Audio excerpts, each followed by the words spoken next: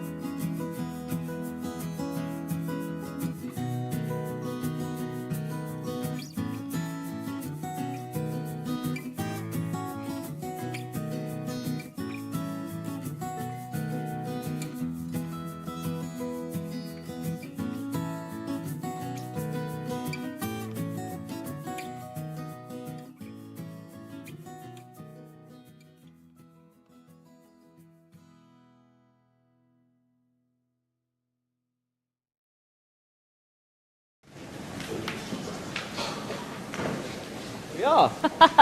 Just like that. Just like that, popping up on your screens.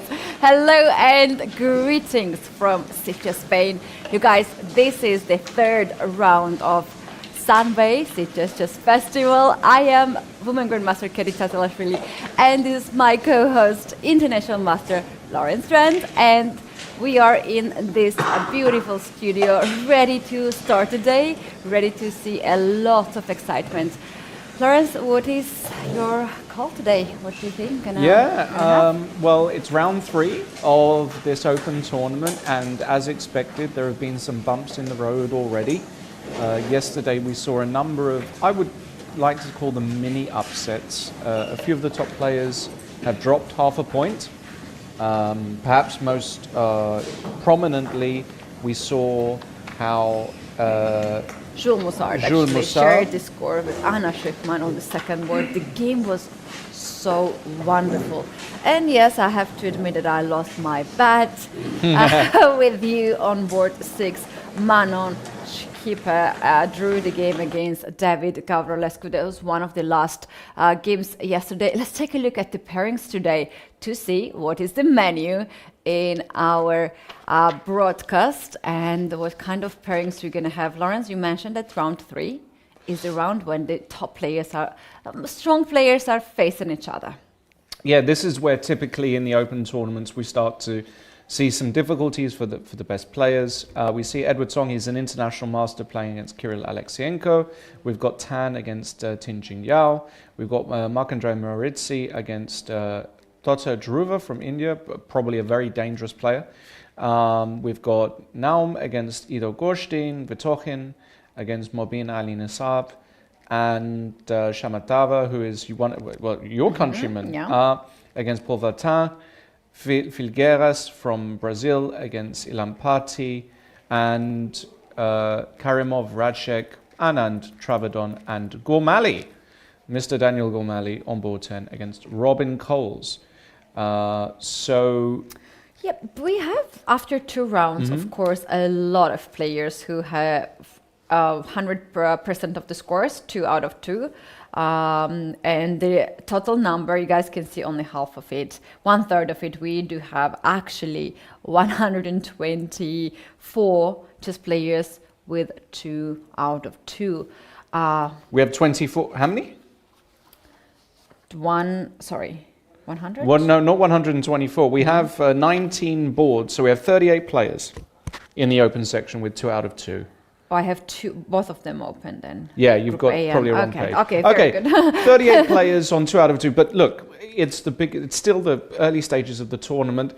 Doesn't really matter at this stage. Even if you've got 1.5 points, even 1 point, you can still win this tournament. So we're going to dive straight into the games for today. And why don't we start with board 1? Edward Song against Kirill Alekseenko. We'll go from the beginning as the round just started. We have, we'll bring up the board for you, hopefully. We can bring that up. Here we go. And we have another Spanish. So we've seen a few Spanishes. Of course, the Italian game has tended to be the opening which kind of dominates elite level chess nowadays, very much taking over from the Spanish, which was the main opening. But we're seeing a resurgence of the Spanish this tournament. This time we see a mainline Spanish, Rook E1, B5, total mainline. This position has been played literally hundreds of thousands of times. And now Alekseenko decides to go for the move Knight D7. In this position, there are many, many moves for black. You've got the Breyer, Knight B8, you've got Bishop B7, you've got Knight A5, you've got even, Rook E8. Rook E8 is a move here, I should say. Lots of moves for black, but Knight D7 is a curious move. I think I remember seeing a few English players play this. The idea of this move is that sometimes you bring the knight to c5, sometimes you bring it to b6, and sometimes you actually prepare some kind of king h8, f5. So it's actually a very aggressive sort of system.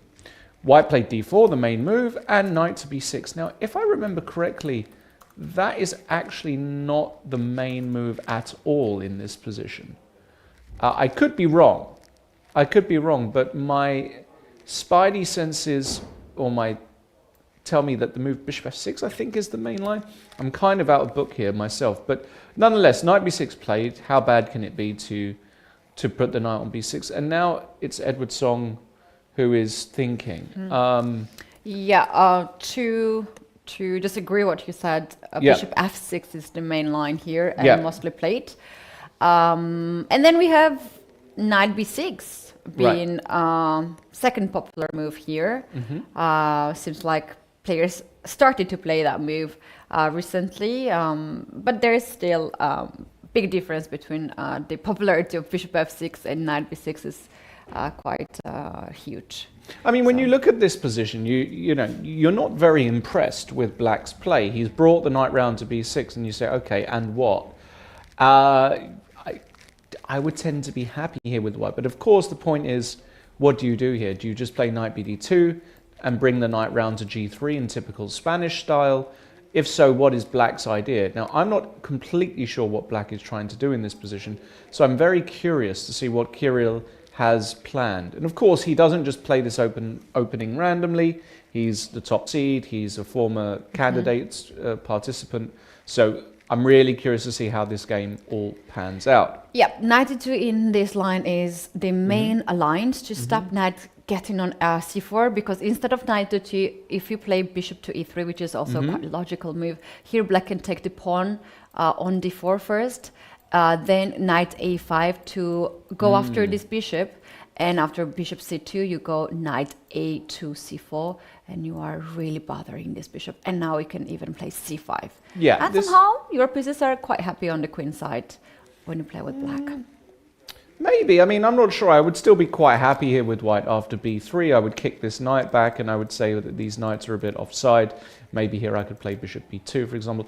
I'm not sure. But yeah, I mean, lots of ideas. But I think if you're Edward Song here, you should be quite happy. Yes, he's played a slightly offbeat system, but it's hardly dangerous. So I think Song is going to be happy. Let's move on to board 2. Well, we have a very solid game here in the game Tan versus Tin Jingyao. We have a very classic Queen's Gambit declined with bishop f4. Of course, the move bishop g5 is also very playable here, but bishop f4, castles e3 and c6, all very playable stuff. Pawn to h3 and bishop f5. Feel as though Tan has really not treated this opening with any sort of seriousness in some ways. He's just getting his pieces out. Look at Black's position. I mean, Black has got the ideal setup. He's able to get the bishop on f5 to prevent bishop to d3. He's going to be able to play knight bd7 next. This is about as good as it gets in the Queen's Gambit declines. I mean, you don't actually get better spots than this, basically. So, I agree with that, as the biggest problem in this setup for Black is this light square bishop. And if you find the f5 square open for it, you have to definitely go for it.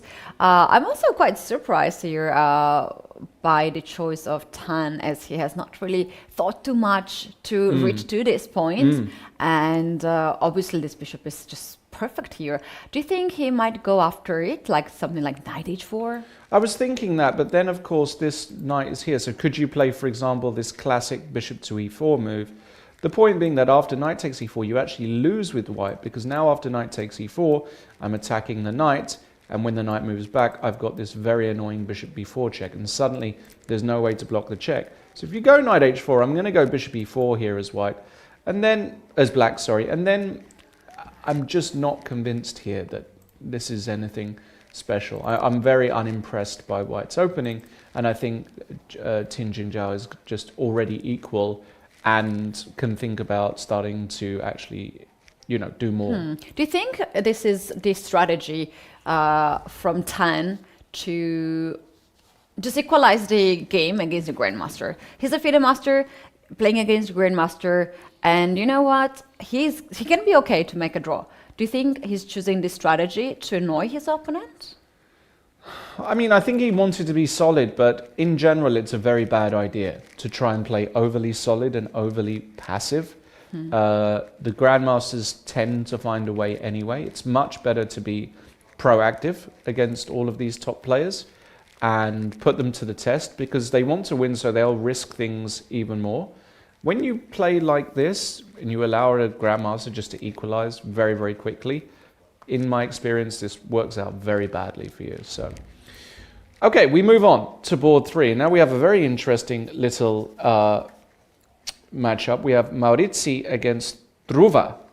Now, Druva, I have to admit, I have no idea who Druva is. I've never heard of Thota Druva.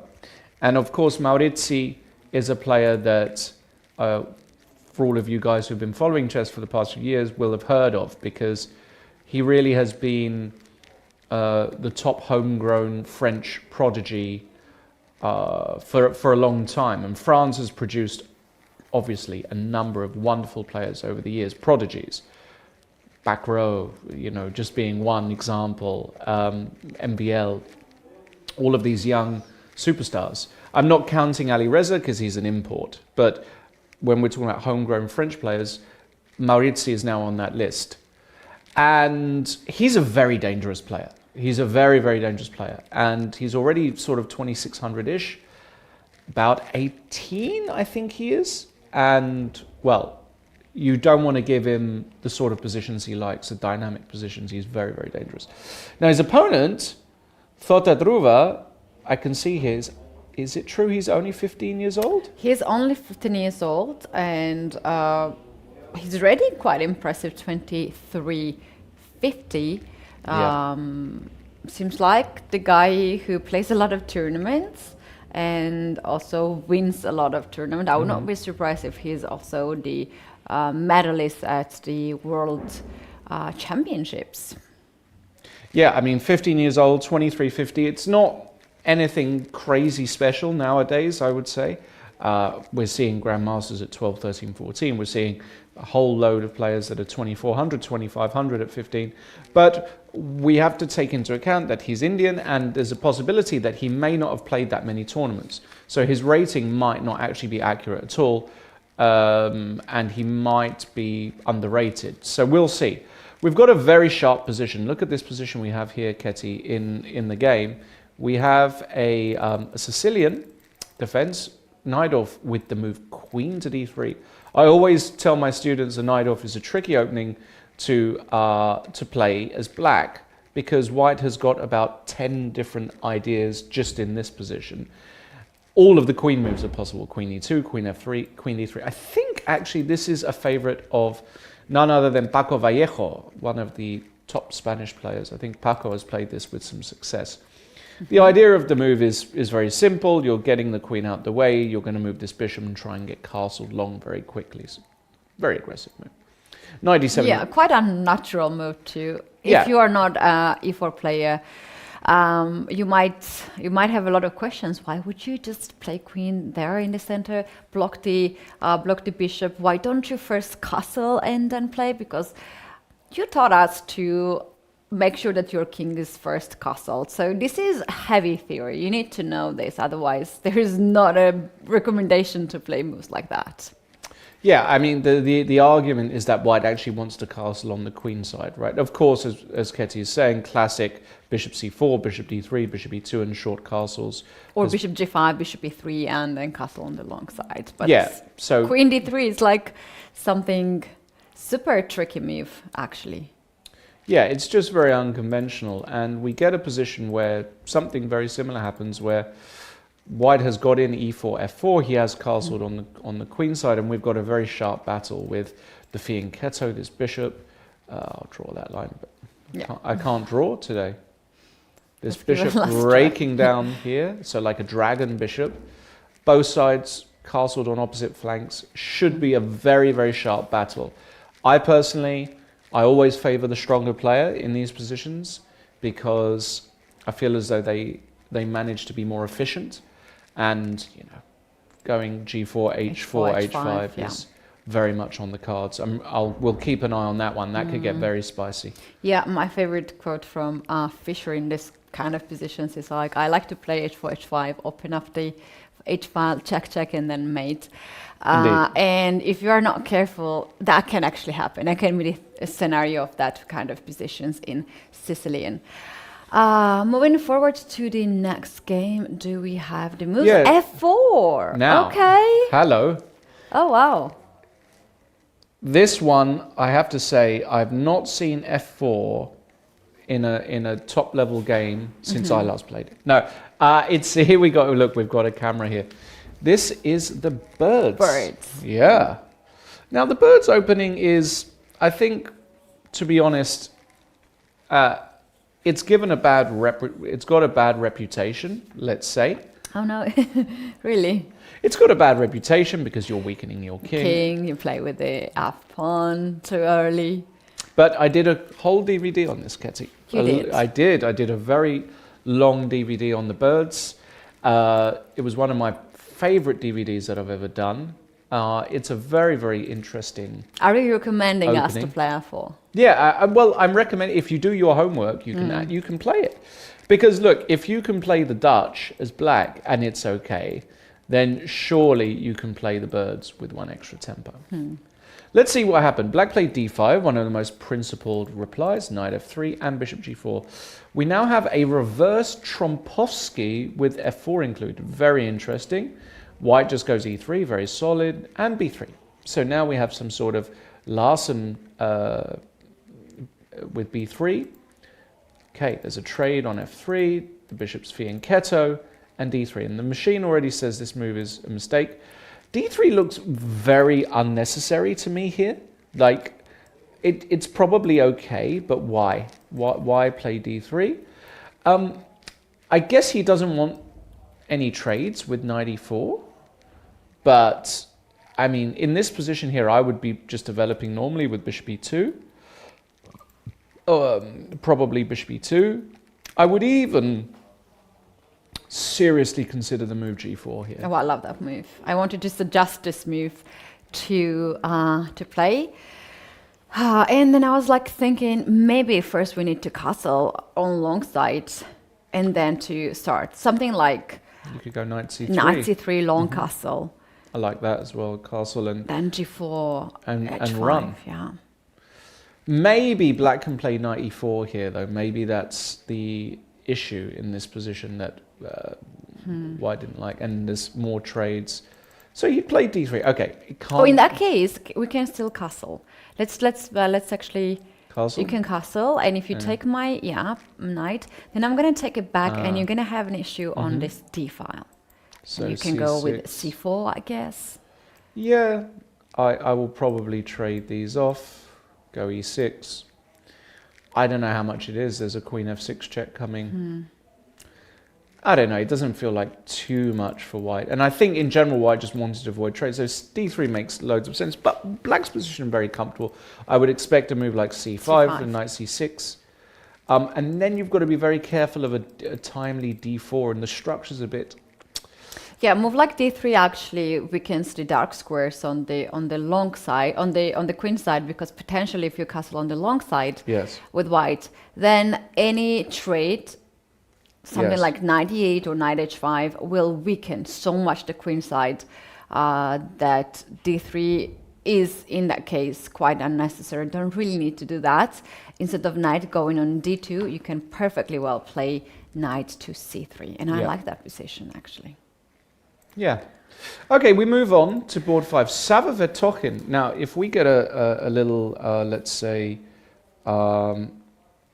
image here of Sava, we were saying before, Ketty, Sava Vetokhin, he looks very young, because he is very young. But he looks even younger. But he looks even younger. We can't get a video, I don't think, of him just yet. This is his position. Now, against the player, I'm going to ask you, Mobina Alinasab. What do you know about this women's grandmaster from Iran? Yeah, I have seen her at the chess tournaments. Quite familiar face and also the name. I'm gonna just very quickly do research about her. She's women grandmaster and rated 2300. Oh yes, I know her. I just know you know her, right? Yes, I know her. 24 years old, from Iran, and has been in the among the top players for a long time. If I'm not mistaken, she's even the part of the national team. And yeah, I remember her when she was very little playing chess. So she's really tough. Okay. She's really tough. Women Grandmaster, that's going to be a big battle, I guess, against Sava and Mobina. Yeah, okay. Well, there's so many talented players that come out of Iran. It's unsurprising, really. But this is actually an incredibly interesting moment because, you know, I look at this position and we've got a wild opening. I'm just going to quickly go through the moves. We had a Nimzo Indian with e3 and c5. Pretty standard. Now, in this position here, the move d takes c5 is already very unusual. The main move here is to castle, after which black plays d5. We've got hundreds of thousands of games. So d takes c5 is already slightly offbeat.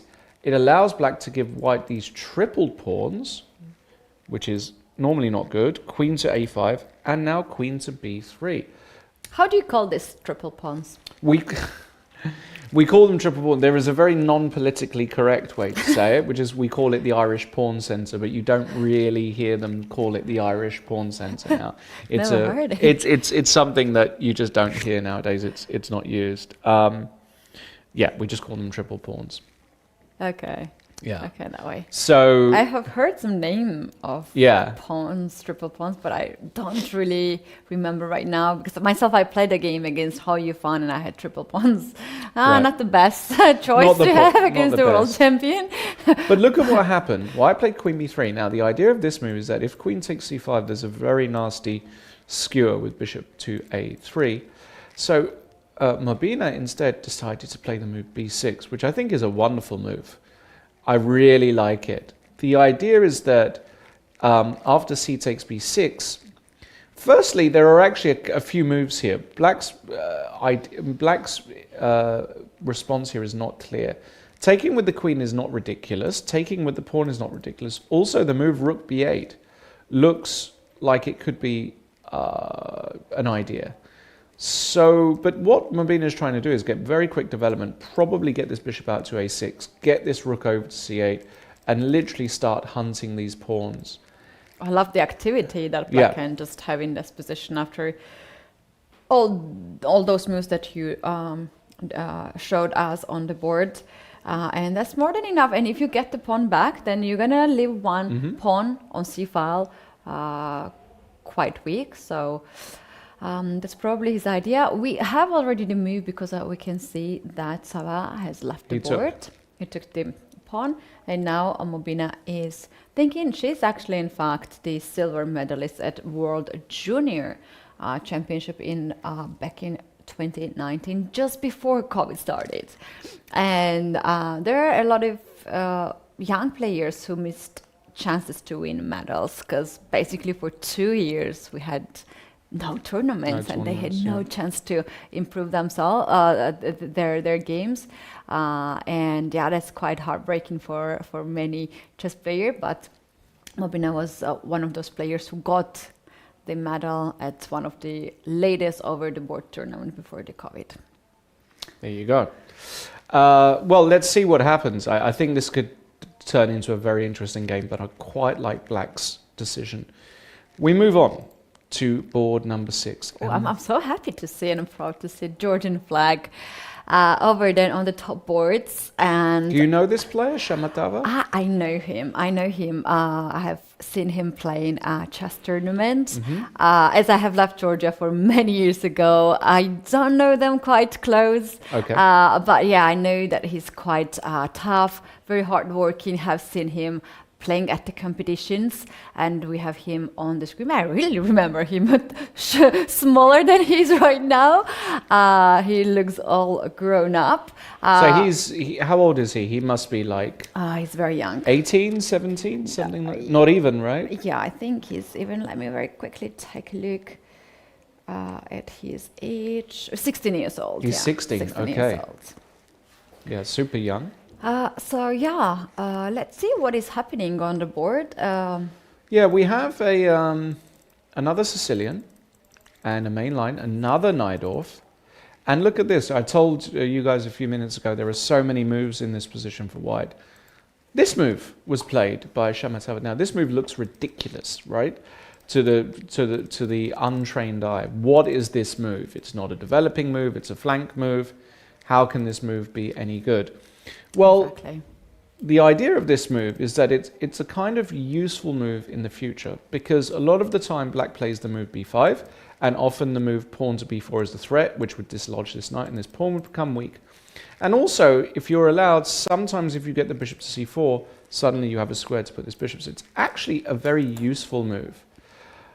Black played the move knight c6, and white said, okay, actually I'm going to put the bishop on e2, pawn to g6, and bishop to e3, bishop to g7. We see another dragon kind of setup in via a knight-off move order. And I have to say that I very much like this decision by black. I think entering a dragon when white plays these offbeat lines in a knight-off is really good, because you get often superior versions of a dragon. White played queen d2, and now knight g4. So black took advantage of the fact that this move is available. However, white in this position will almost certainly take it. Black will almost certainly take back. And now white will probably play a move like pawn to f3, where you gain a tempo against the bishop. And we have a position like this where it wouldn't even surprise me to see a trade and then either bishop d4. Just trade everything. Just trade everything and have fine position. Yeah, just be ever so slightly better. Yeah, that's the way I think. The pawn structure is nice, and knight is actually quite beautifully seated there on c3. Can go somewhere on d5, but I think we do have the moves, and they have a bit of different order. So after knight g4, there was knight c6 first, pawn takes c6, and then bishop captured the knight, bishop captured the bishop, and bishop went to h6 in. Tried to trade this bishop from that way. Yeah, I somehow this feels like a worse way to do it. I'm not. I like it actually more. You like this more? I like it more because if you take this bishop, I get my queen there, and you're gonna struggle to castle, right? Well, yes. I mean, I could play the move queen b6 here, for example. In this case, I'm gonna just castle. Castle long, which way? This way? Side, yeah. Because long side is illegal to do. So you're okay, you're just gonna... I'm thinking like any open file will be just good for me, because your king gonna be in the center. And as it's not my game, why not suggest move like that, right? Here's a question. I don't think we would ever take here. I think taking here is crazy. Yeah. So what if I just sidestep? Let's say I go here, for example. In this case, I can again just castle short. Okay, you can castle short. I guess I'm gonna. I've got to be a little bit careful of knight d5 here. I ran into that. Yeah, yeah. And then game seems like much better for white because of the pawn structure. Okay, so let's not go queen a5. Let's go queen b6 or queen. Actually, queen d7 makes a. Okay, let's go queen b6. So you want to castle on the long side? Well, I'm definitely thinking about it. I'm definitely thinking about it. And I am asking one question here about this pawn. Do you want to defend it or not? Well, I don't see a harm to defend it with rook to b1, to be honest, as especially black is not threatening anything. Yeah, I mean... The reason why I wasn't a massive fan of knight takes c6 is because the move knight d5 is no longer available. Whereas in other lines, you know, if you just go here straight away, and now f3, you know, the knight d5 ideas still exist. I don't know. I feel as though black should be fine. I wouldn't be worried here as black, but at the same time, yeah, of course, white is doing just fine as well. So there's a lot of game to go there. Yeah, this actually can... get very sharp. So we can come back to this game later on, but moving forward to the board 7, when we have international master from Brazil, Filgueiras, against the international master A.R. Ilamparthi from India. And here we have this position. It's quite common setup, right? Yeah, we have a pretty normal position here. We have 4 knights Very normal. H3 on move 4. It's we have a lot of H3, A3 yes. today, right? Well, it features a lot in modern chess nowadays. I will say that I have been a big fan of the move A3. I've played that a few times. H3 is also very interesting because it's a useful move down the line and you're just trying to get a position. And black plays G6. This is definitely one of the ways to treat this. But white goes for D4 anyway. Takes. And now we have a Scotch opening with the inclusion of H3, G6. Bishop G7, and white just decides to take, which is also very interesting. And Bishop C4. I don't know if I would do this as white. I'm not totally convinced by it, but castles, Rook E8, Rook E1. How bad can life be here as white? I mean, you haven't done anything super wrong. Right. E5 might be on the cards sometimes, so it wouldn't surprise me to see D6 here as black. Standard move. Now maybe white will play Bishop G5, maybe Bishop F4 is also possible. But black should be fine. Rook B8 will come very quickly. There's pressure here. Yeah, I'm not a huge believer in white's. I'm actually thinking that after Bishop G5, let's say. Bishop G5? Yeah. If you go with Rook B8 in this position, do I have a move E5? Yes. You absolutely do have the move E5 here. No question. No question this move it exists. D takes E5, and what you want to do is you want to utilize the pin, right? Yeah. Looks winning. So E5 is a big threat. So probably after Bishop G5, you have to go H6. Now after Bishop H4, the question is, do you really want to go G5 here? Looks like a very committal move. Very tough move. So, yeah, I would take, I guess I would take white, but I feel as though like after Bishop G5, black must have some move. What about just going Bishop E6? Challenging this bishop, connecting the rooks. Has to be fine. Takes. And now the queen is defended. Has to be fine for black. No problems, really. Yeah.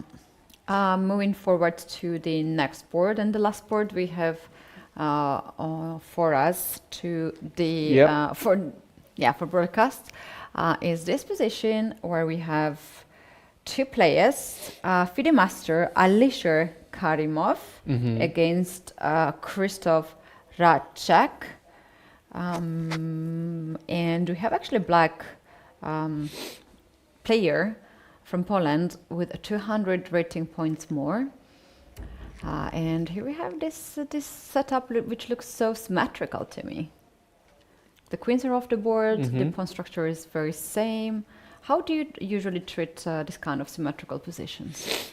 Well, I don't get them very often, that's for sure. I don't play openings where I get something as dry as this. But black has to be doing absolutely fine here. I mean, you've got a tempo against the bishop. In fact, isn't black for preference? I would be a bit worried here as white already, actually. My knight is really poorly placed on d1. I have a question about where to put the bishop. Do I put it on d3? Do I put it on b3? I don't know. This just looks like black has got the easiest position in the world here. Doesn't look at all good for white. Can we see how we reach the position? Yeah, I guess like it's this? A queen's gambit accepted. No, it's not. It's another Nimzo. With a3, okay. Kind of possible to play like this. And white played d takes c5. Hate this move. Absolutely hate this move. I think white should just play castles and enter an isolated queen's pawn position. And we have a classic looking IQP. This taking on c5 here really looks very, very... yeah, it just looks too slow to me. Too slow and really... Too equalish. Yeah, you've just got no bite in this position, basically. There's just nothing to work with, unfortunately. So don't like that at all. We won't spend much time there because that's a very dull opening. Let's go back to board one. Yes. You can. I have a suggestion to go Please. board 3. We Board have 3. already quite sharp situation there. Mark Andrea against Thota.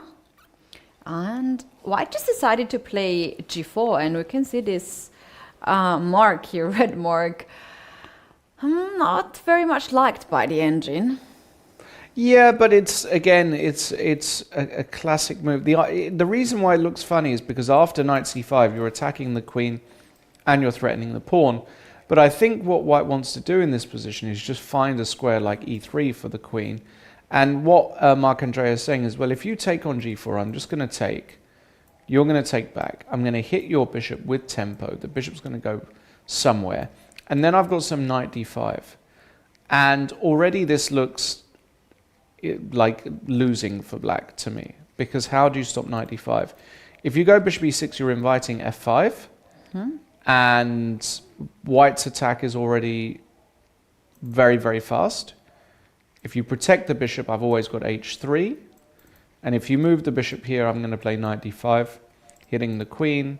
And a position like this, knight takes e7, check, king h8. My queen side for the moment is a little bit fragile, but like if I just go king b1, my bishop's protected. Yeah, things can get a bit out of line. It requires some care, but this is what Marc Andrea is saying. And if you go bishop takes g4 here, do you actually lose a piece after bishop takes f6? Yep, seems like you are actually losing a piece after bishop e2. There's a bishop g7, rook is hanging, and bishop is hanging at the same time. Yeah. So after all the trades we can have on the board, White will end up with extra piece. I was just wondering what's the really idea of g4, because to me a move like h4 was much natural there. I think the point is that if you go h4, you always have to be careful about, let's say, knight c5, queen e3, and now h5, and you just keep control over the g4 square. Now, it might not work in this position because of takes, and knight d5, which looks very strong, but it's always in the air. So that's why Marc Andrea decided to play the move pawn to g4. It actually has a tricky idea because, like, for instance, if you go b5 here, just a typical move, then shall we play something like bishop takes f6, Yeah. knight takes f6, and g5? Correct. With the idea to play knight d5 next and knight c6, because I think you're just losing here the pawn. So knight d5. So knight d7 and now knight d5. Yeah, and when you play queen d8, knight to c6, queen is under attack, and Actually, the queen is pawn- trapped. That's beautiful. Queen can't go here, and after queen e8, knight Knight c7. c7, yeah. Very beautiful. Oh no, there's knight c5. We just...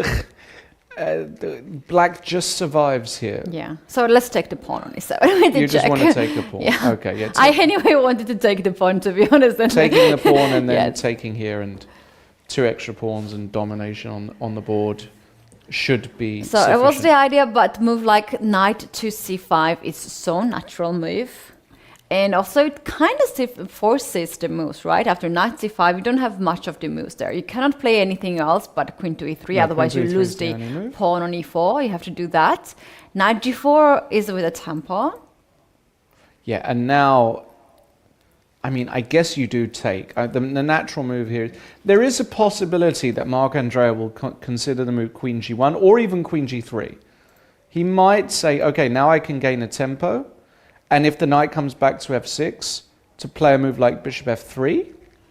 This is also interesting. Now ideas of e5 are in the air, as are moves like h4, h5. So this is actually possible.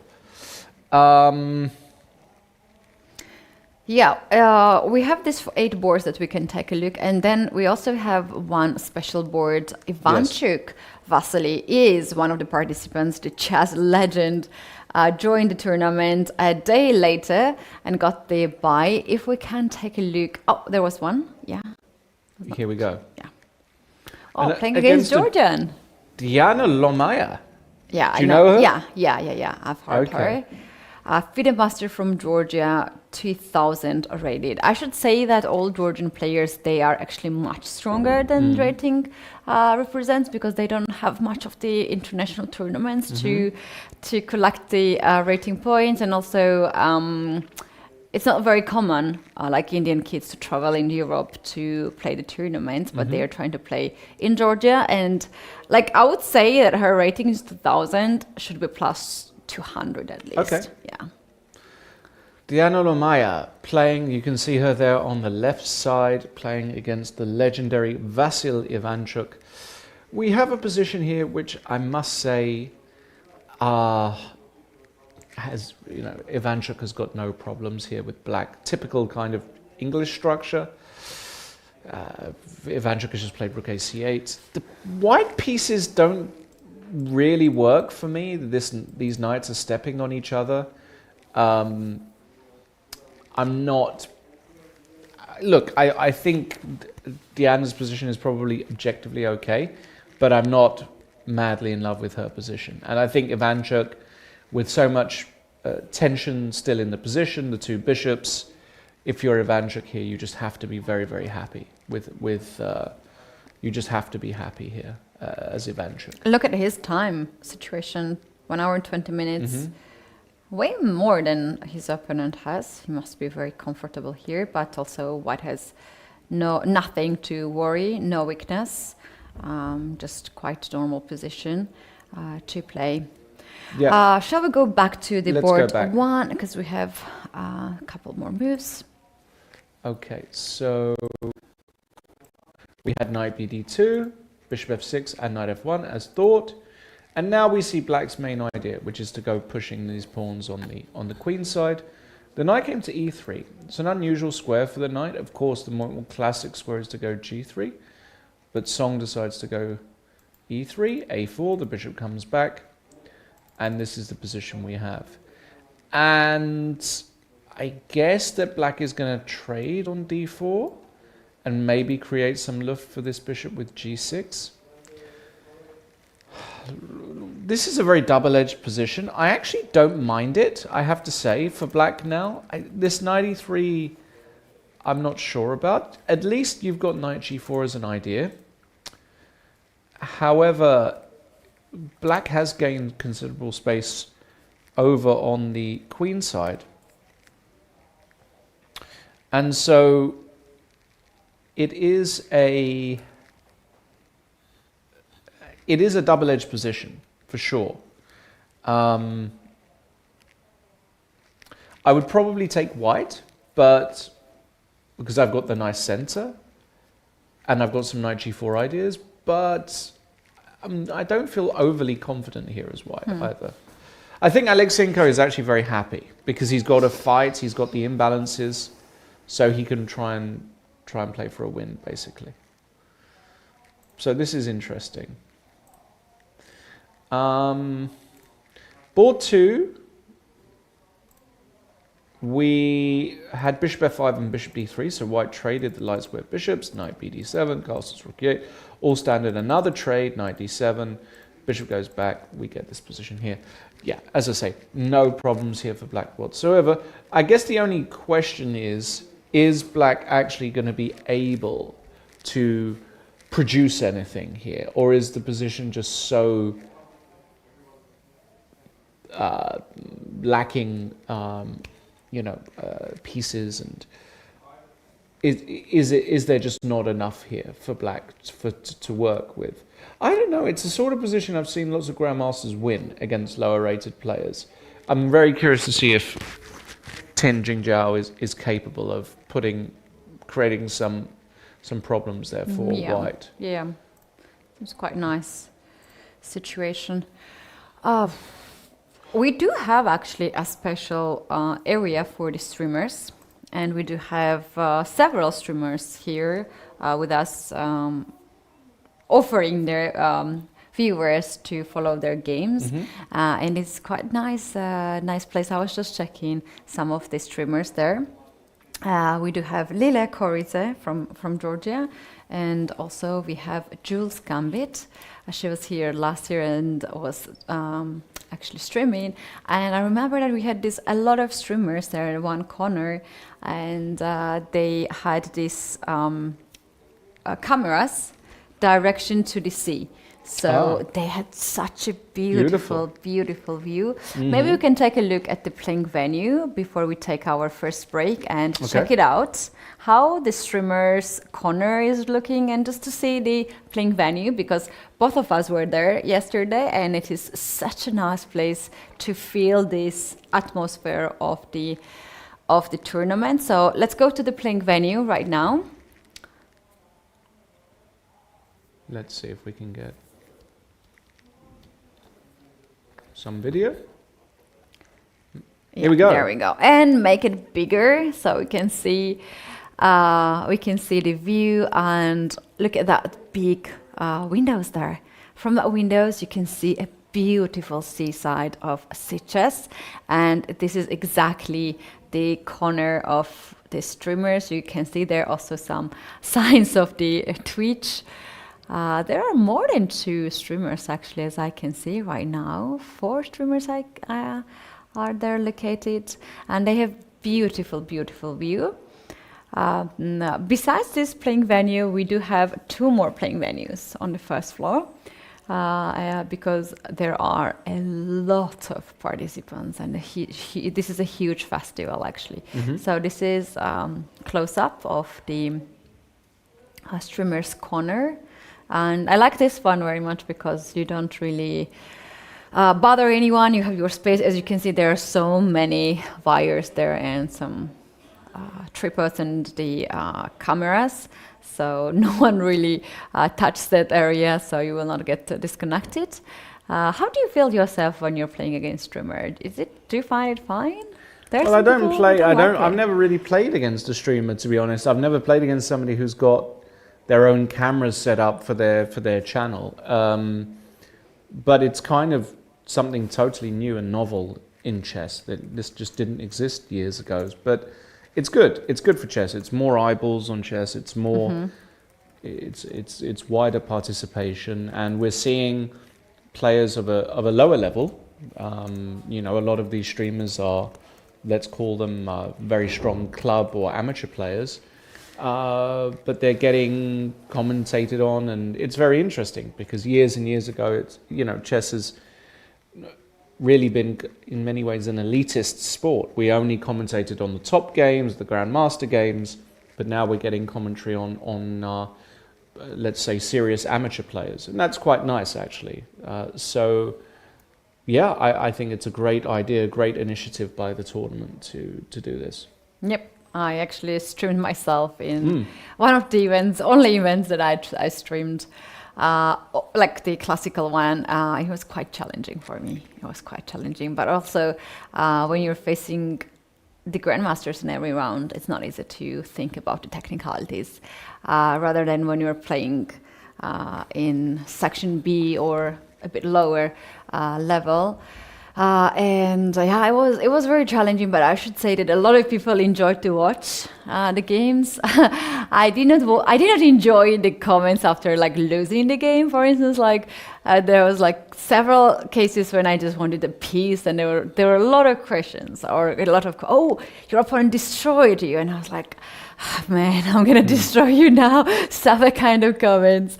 But yeah, okay, that's for fun. But yeah, it's such a great opportunity, right? You can be at a tournament playing on the, board 40 or 50, and your game will probably never get to the commentary, but like you have your own show there. There you so go. That's pretty awesome. Best of the luck to our streamers who are doing this tough work, I should say. It's not easy to play and stream.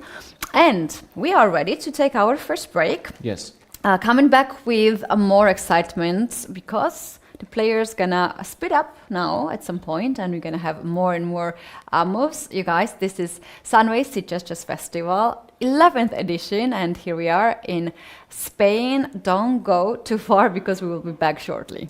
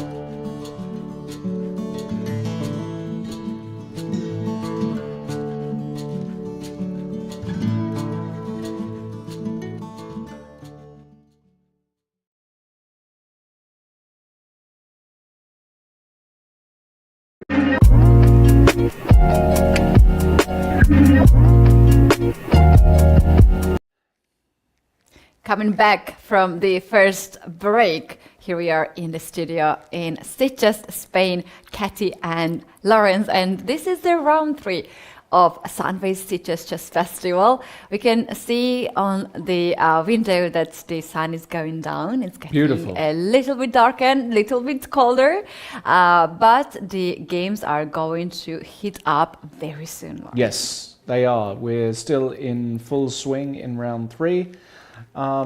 We've had, of course, a few moves in the break, and let's go to board 1. Let's start there, because absolutely crazy stuff, because Kirill Alekseenko has moved his knight. He's done a knight dance today.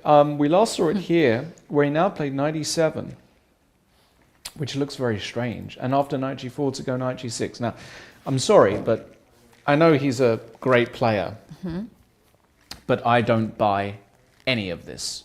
I don't buy it. I simply do not believe that this way of playing is correct. I think White's done a good job putting the knight on g4. So already, you know, you're very close to losing here as black after knight takes f6, queen takes f6 and bishop g5. You're very lucky to have the move queen e6. Extremely lucky. And so that doesn't quite work, but I still feel as though after knight g6 there just has to be a way here for White to be slightly better, right? What that is not completely clear to me, and I think that's a job for Song. But I just don't buy the concept of these two knights being here. I just can't, you know, two in general bad squares for knights. Okay, in this position it's not bad because they have jumpy outposts, but I'm not a believer, basically. He just made a move. I wonder what is that move that he has played after quite long thought, and he took the pawn on e5. Yeah, I mean, this move is also a possible. Does he want to trade queens after d takes e5? Also, how to take back on e5 is not clear to me. But let's say he takes back with the pawn. The problem is, after queen takes d8, actually, you have a problem here as black, because if you take with the bishop, you lose the e5 pawn, and you're just doing very badly. And if you take with the rook, I can take on f6, corrupting your pawn structure. I don't know how bad this is for black with these double pawns. It might be okay, because the bishop's coming to e6, and this bishop is not very good. So it looks, at first glance, like it's bad, but I'm not sure how bad it is. So maybe Alekseenko is kind of getting away with things here. But once again, I tend to believe that, you know, if you were... He actually made quite interesting decision. After pawn takes the pawn on e5, he decided to capture it back with the bishop. Wow. That is a very... Yeah, because he didn't want the double pawns, basically. But now, for example, with White, I would be very interested in taking on e5 with this knight. Takes back, probably with the pawn. And now queen f3. To be able to put my queen on g3 and have some kind of typical Spanish play. So I think that this is certainly possible. And,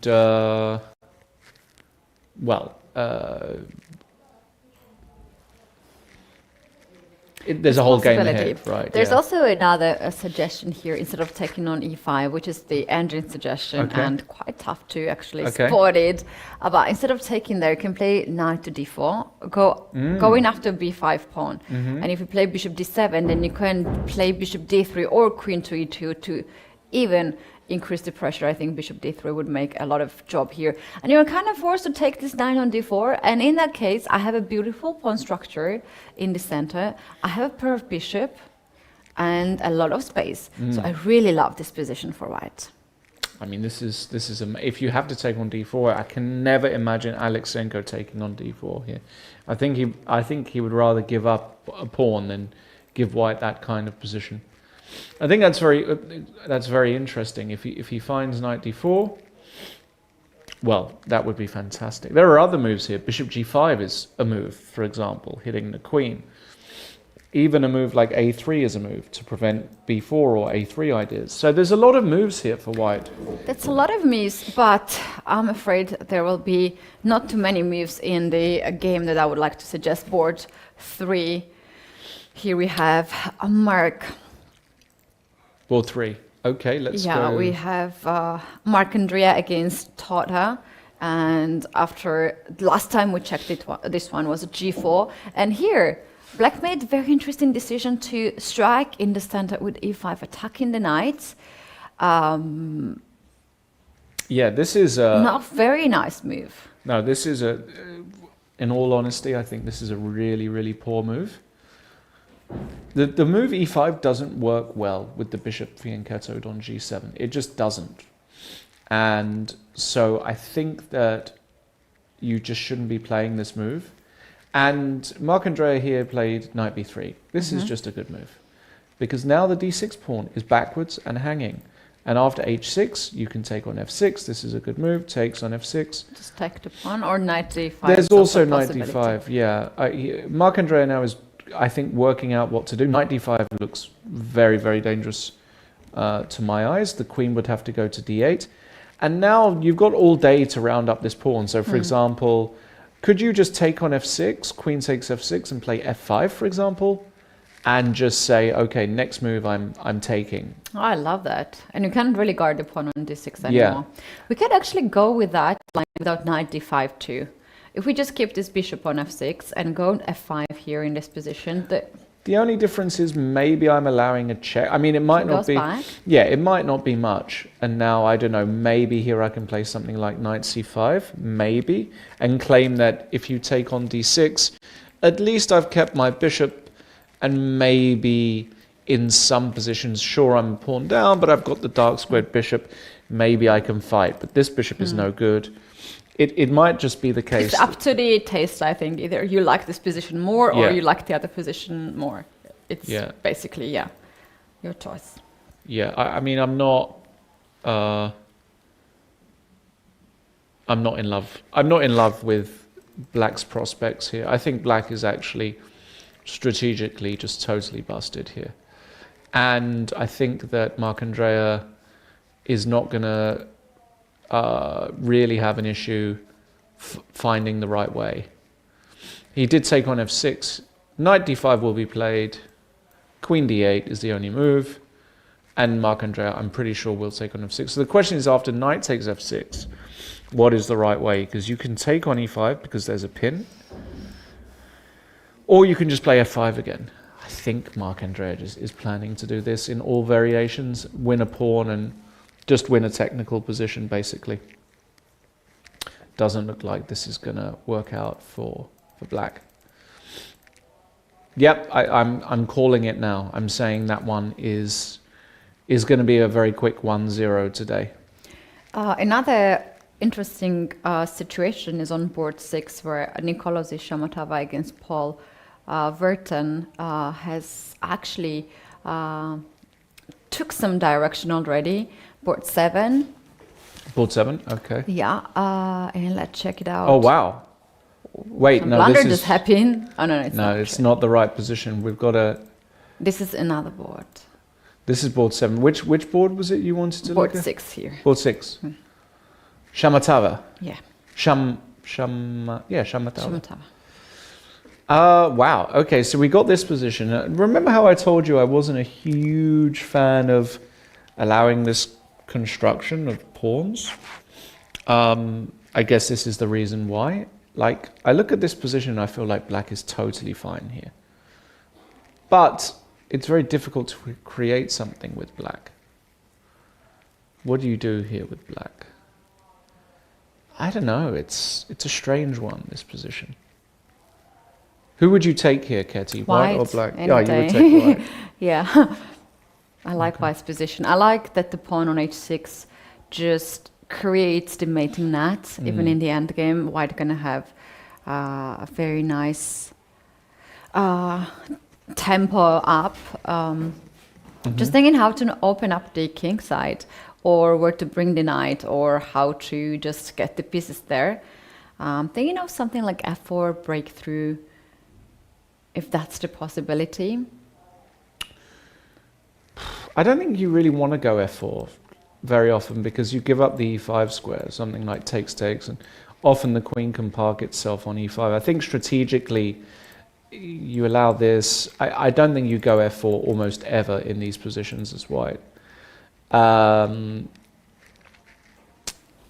You can, a queen move looks a bit more standard, but where exactly I don't know. Queen d4, maybe you can play c5, queen e3, maybe just play queen e3, but I don't really know how to proceed here with white. I just don't know how to make any progress here with white. That's the problem. I just don't. So thinking something like knight d5 might be interesting. Sacrifice to get the queen on e7 square, let's say, and starts to annoy the black. Or something like rook h5 and then f4. Yeah, they're kind of just... Something like g3 and f4. I see more ideas here for white than for black, because black can start to double the rooks on b5. Right. Let's say rook b8, then rook to b6 probably, and the other rook can go there. So this is something that white has to take into consideration, not to give up too much. But white has this move, rook, let's say d2 and knight d1, to guard the pawn on b2. Yeah, it's all a bit strange, this position. I don't know. I'm not a huge fan of I'm not a huge fan of this position, actually. I just don't really know what's going on. Mm-hmm. Let's move to the next board, board 7. We have now a correct position. Oh, we have a correct position. And now we have the pawn on f6 instead of on h6. Shall we see how this actually reached? Again, triple pawns on the c-file. Yeah, we had something similar. Black played d5 here after rook e1. And bishop g5, look at this move. Oh, I love that. Yeah, this is very interesting. White temporarily sacrifices a piece but wins it back and gets this, and black has got the triple pawns. But how bad is this actually for black? Is it so bad? The pawn on c2 is hanging right now. Exactly. Black has got 2 bishops in as compensation for the triple pawns. Can we go all crazy and play something like rook e7 somewhere? I think this is actually a very interesting move. So let's say takes. Yeah, takes I think we want to see as white. And then if the rook goes to d7, you can put your rook on e1. The bishop can come to e6. And then knight e4, that's very beautiful. And that's very painful. And if I go rook e8... I go g4. Oh. g4, bishop takes c2. Maybe rook e2 first. Rook e2, I like it. And your idea is you want to go g4 and then put the knight on e4 and land it on f6. Very interesting idea, rook e7. What if black plays h6? That's the only... Because if you go bishop h4, I will go g5. And I will kick your bishop away and only then take on here. And this is a totally different story because... Absolutely. But it's a great idea nonetheless. I don't think it's going to be played. No, it's not working yet. It's not working. I'm thinking something like rook to e2 in this position. Yeah. With the idea to play g4 next move, because this bishop on f5 is actually stacked somehow. Don't have much of the moves to go around. I can play rook e1 next move. And, just get ready of rook e7 somewhere. Yeah, I still feel as though black should be okay somehow, but you're right. Maybe I try and get active with rook b8. And if you go, even this position now is not clear, because after, let's say, rook b1, it feels as though maybe I can just go bishop b4 with black and threaten bishop takes c3. I don't know.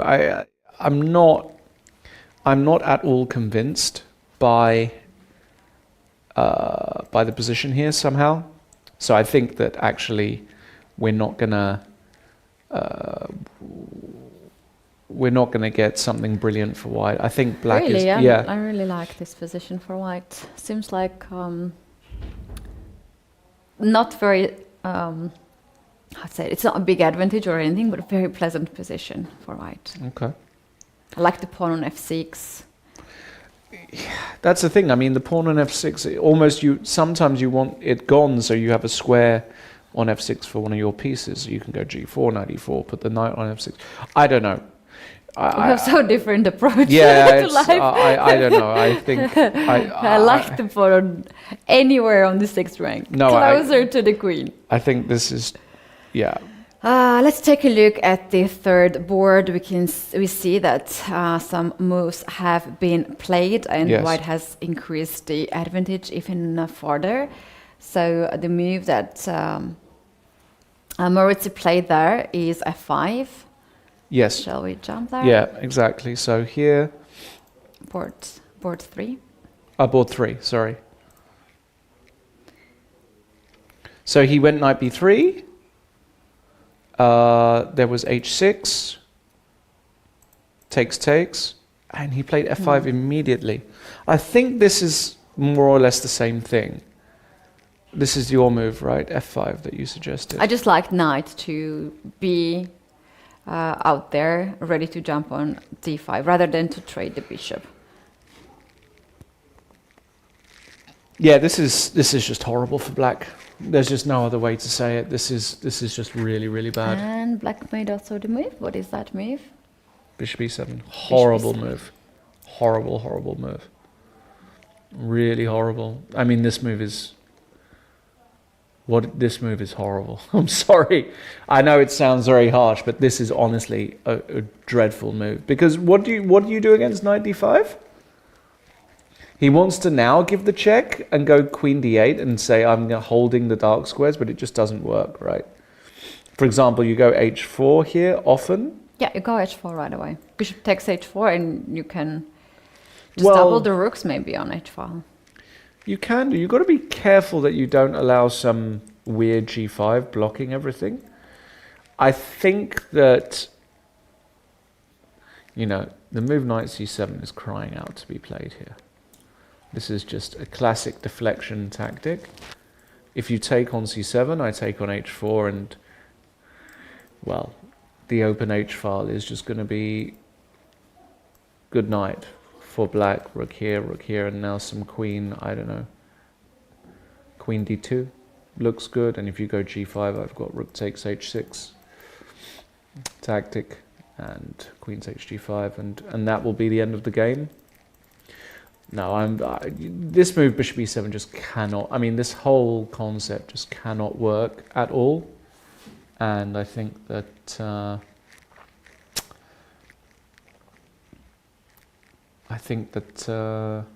Marc Andrea is just going to work out that he can go knight d5, h4, and you just can't allow this against the player. I like h4 here as well. Just to h4 immediately. Just to keep this bad bishop on the board. Yeah. Why not? Also, go for the attack.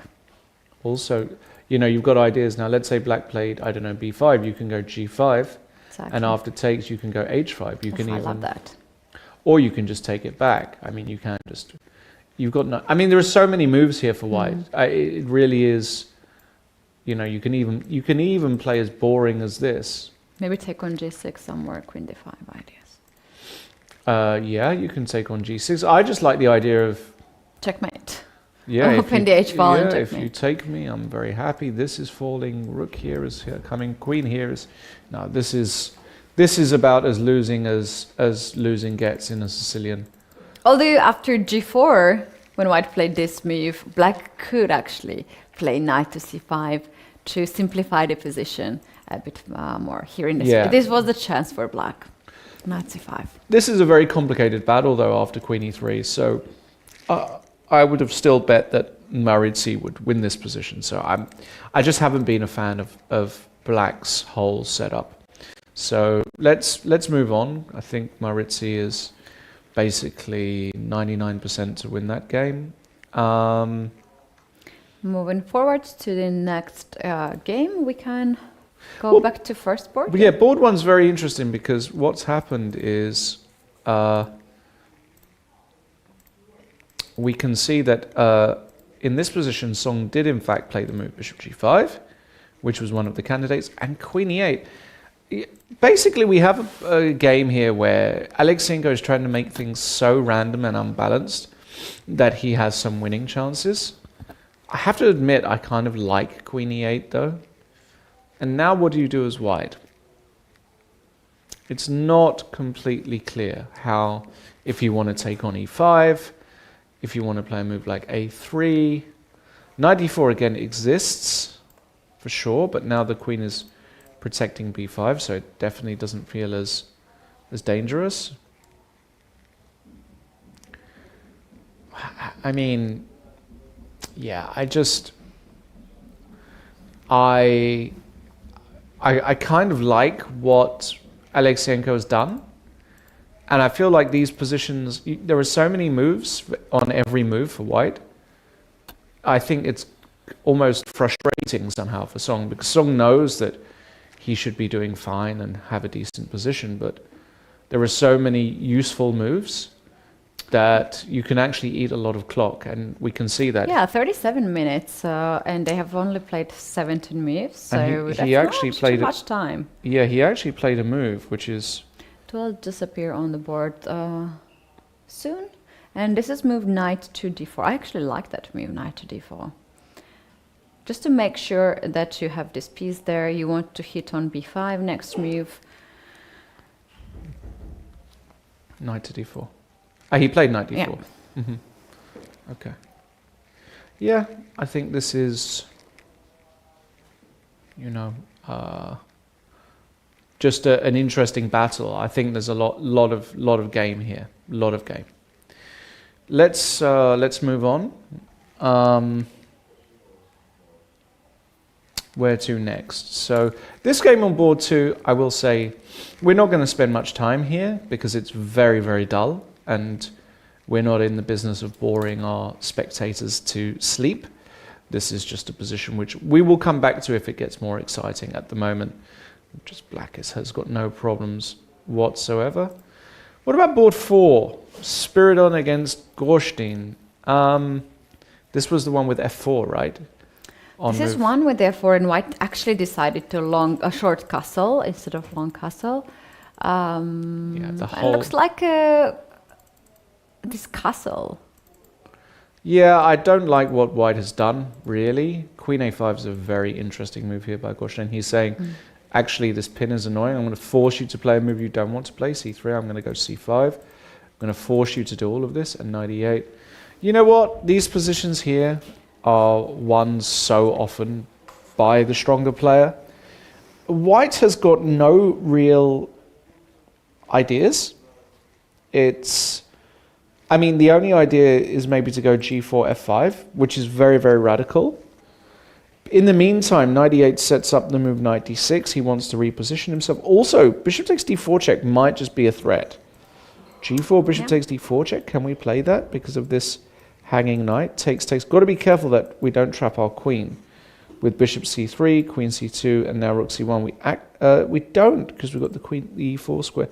Nearly... Bishop b4, I guess it's enough. Sorry? Bishop b4. Bishop b4. Bishop b4. Nice spot. Yes. So that doesn't actually work. But it's these kind of ideas that you have to be aware of. So maybe here the best move for black is just to go knight d6. Yeah, knight d6, knight f6, just go after e4 square. You know, you have to be very careful with f5 moves. First of all, it's not working at this point. It's just hanging. But also white's king is weaker than black's king in this kind of position. And even after f5, then what's the next move, right? So, yeah, I would be very careful here with white to push all these pawns forward. On the other hand, black has this idea to set up some nice attack on the queen side with b5 and b4, alongside with rook to c8 to just bring the pieces on the queen side and wait a little bit. I kind of like here black's position. If I would choose black Yeah, side. definitely. Yeah. Me too. Okay, well, we'll see if Gorshtein manages to manufacture something there. We should go board 5 here. Yeah, this was is actually interesting. very interesting. We last saw it after this really interesting move b6. We saw takes, and black just decided to play a takes b6, pawn to a4, and bishop to a6, as thought. Now there's some real action going on down here. So that makes a lot of sense. Bishop to a3 and rook f to c8 has been played. And the bishop came to d6, trying to anchor itself there. But knight e8 kicks that bishop away. Bishop to g3, and now the queen comes to c5. Really like this move, preparing knight a5. You know what? This position here, I think, is actually terribly dangerous for white. c4 is going to drop. Black is very solid. I can, let's say, castle here as well, and after knight a5, maybe put the queen on c2 or b1. And I maybe have a check. Even that might not work. Like, even here I might just be able to take, because after takes king h8, the rook is hanging, and I'm probably threatening g6. So actually, maybe we can just play rook d1 there. Maybe it's not so bad. And after g6, I'm going to just take that. Yeah. And I have bishop e5 check. Oh, wow. I have rook d7. I have queen g6. That's useful. Yeah. Okay. Wow. Okay. Excuse me. So,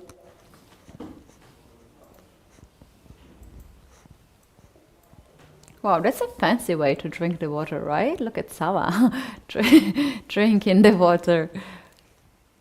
I really, really don't like when my opponent eats some snacks at the board.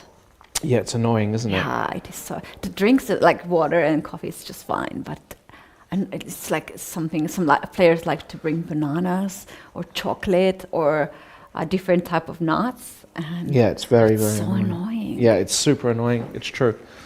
Especially when they're just standing behind you and they're eating there.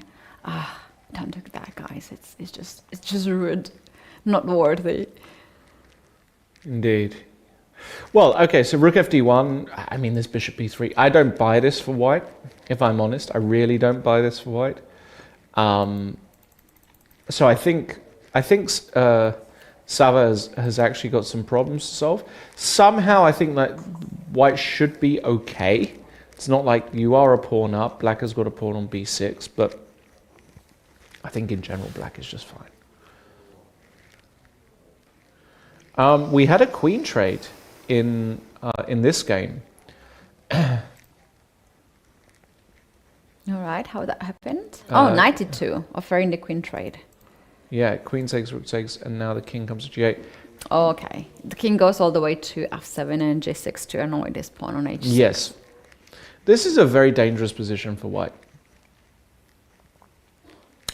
White has really got nothing to work with. There's no natural moves or natural ideas. How about knight d4? Yeah, knight d4, bishop d7. And knight to f5. You can try this. I'll go king f7, I guess. Mm-hmm. And something like g4 I would play. Yeah, you might. I mean, white should be stable enough to hold this position. Mm-hmm. But more than that, I don't know. Like, I'll go c5. I'll put my bishop somewhere. I'll put my rook on b7 to guard this guy. This pawn is... Yeah, but you have to win here when you're playing with black, because look at the rating difference. I think black is just fine to make a draw here. Also, this queen trade tells me that he's just fine to make a draw. Well, no, I think white was the one who trades queens, right? Yeah, so white is happy to make a draw. White is happy to make a draw. Yeah. He's 170 points lower rated. I think that... score against Grandmaster is not bad, and he's also behind on time. Of course. So I think that this is just acceptable. Okay. Well, not a very exciting game to look at, so we're going to move on swiftly. What excites you today? Which game? No, well, board one can get... I mean, this position here on board one can actually get very exciting. Mm-hmm. Knight d4, a3 has been played. Oh, look at the time situation, though. Knight d4, a3 has been played. Computer hates it. I think you have to go b3 here as white. There's just no other move. You can't corrupt the structure and you want to stop the knight jumping, so you just go b3.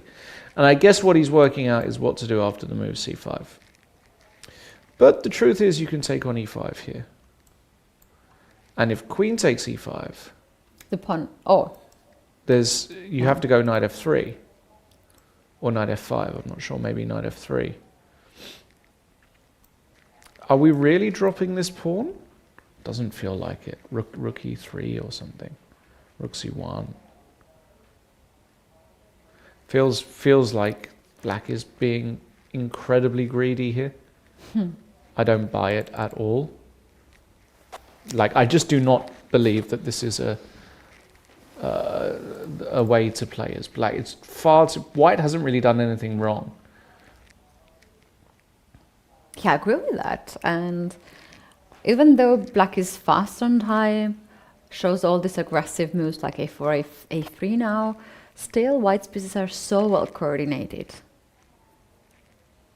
I like white's position here as well.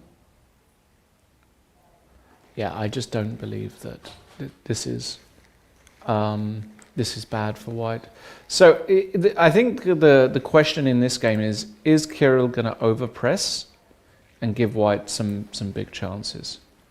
That's the way I see this position. We've seen a fair amount of positions. This position on board 8, just black is totally fine here. So it's not really a position we can spend a lot of time on. I suggest we take a look at the Ivanchuk game all the way on board 45. We have this position here.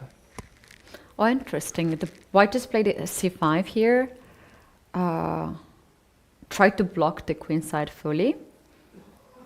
But we can see that the computer dislikes it so much that it gives the question mark. Because this pawn actually creates the weakness, the backward pawn on b4 forever, and locks the position there. So I think e5 is a natural move here to play. Yeah, I think you can go e5. I think you can go knight e4, of course. Hitting the queen, forcing queen e1. Because the b4 pawn will fall. Question is, what's the follow-up here? So it's not completely clear.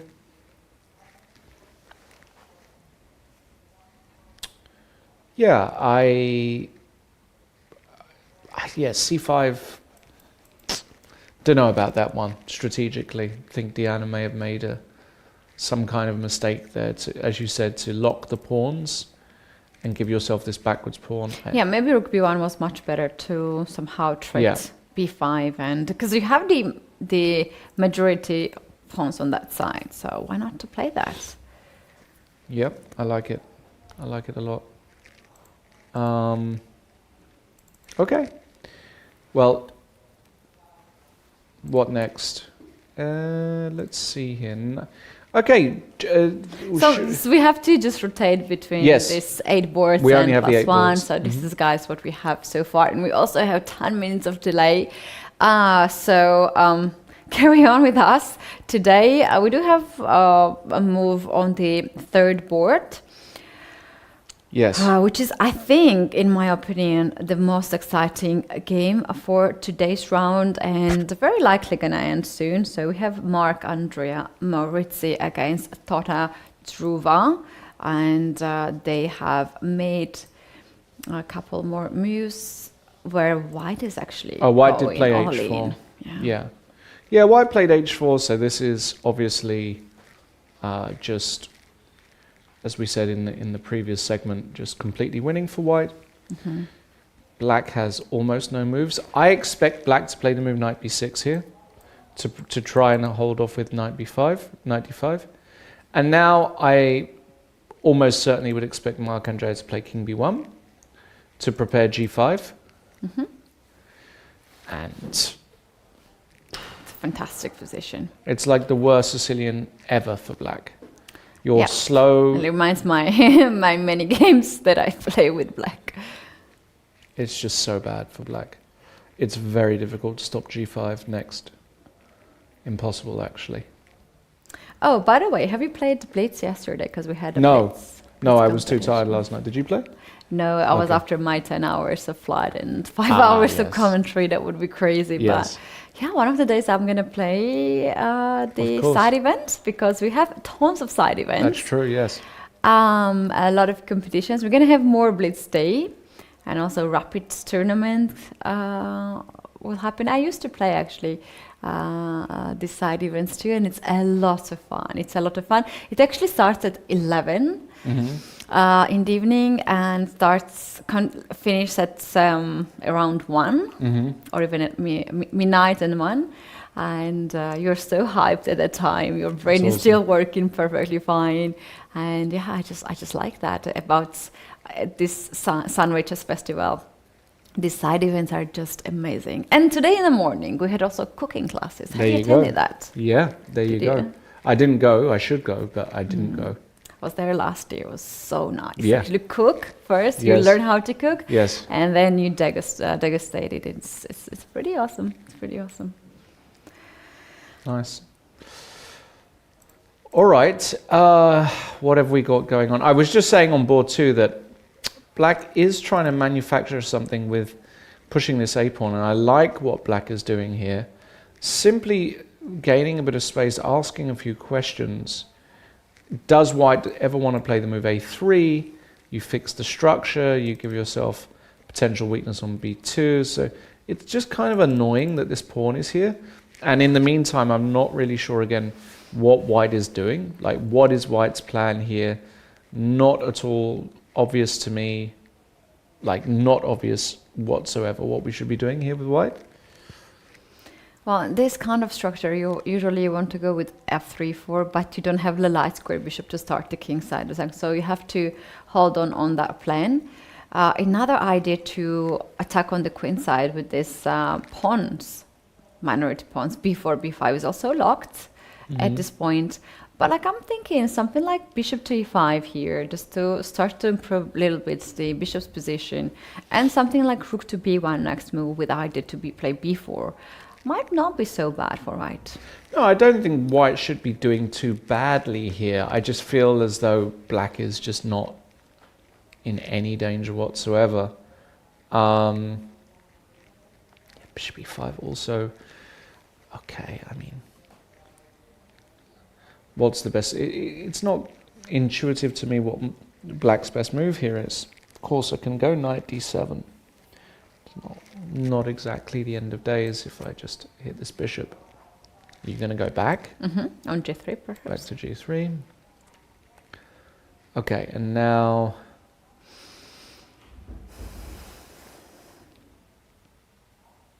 I don't know. I don't really know. It requires a fine touch, this position here. I don't know, but I remember something like g6, f5 was an idea, or f6. I just don't think you have to play like this. I think it's a bit too loose.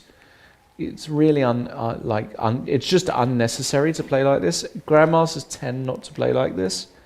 What are you saying? I'm not a grandmaster. No, I'm saying in such a situation.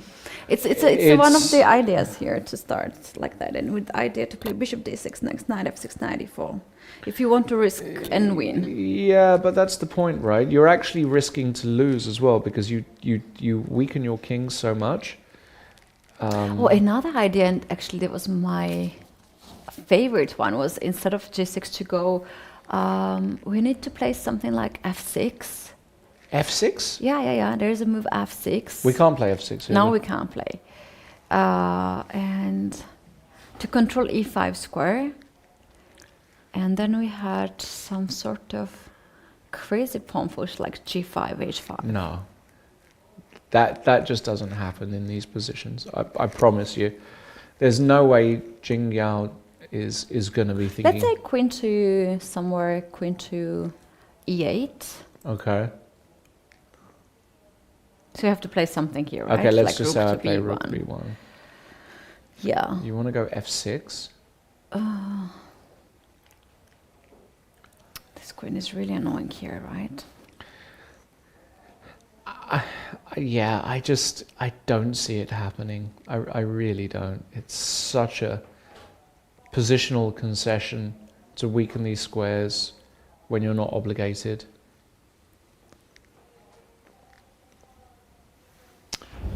Yeah, not buying it really. Not buying it. Let's see. I'm very curious to see actually how a grandmaster does. A grandmaster like Jingyao actually treats this position. I'm very, very curious what he'll go with. Okay. What else? Yeah, all the games. If we go back to board 7, should see. So rook e2 was played, rook d7. Okay, and now g4, bishop e6, and bishop e3. Okay, a6, king g2, pawn to h6, and pawn to f4. Computer obviously doesn't like that move for some reason. I don't think it looks too bad. Black is just solid here. Mm-hmm. It's very difficult to break down this black position. You would love to try and get in a move like f5 at the right moment, but I don't really see how you manage to do that. Looks very, very difficult to achieve.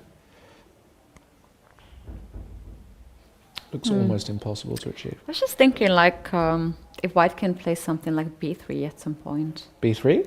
Not right here. Like, let's say rook to b8, b3. Mm-hmm. With the idea to, like, just to provocate black here, to take, if you take on b3, I take back, and you have a6 now, an issue. And also like some moves like knight a4, knight c5, just to annoy, or bishop c5. Yeah, the only issue is knight a4. Knight a4, knight a4. Knight a4.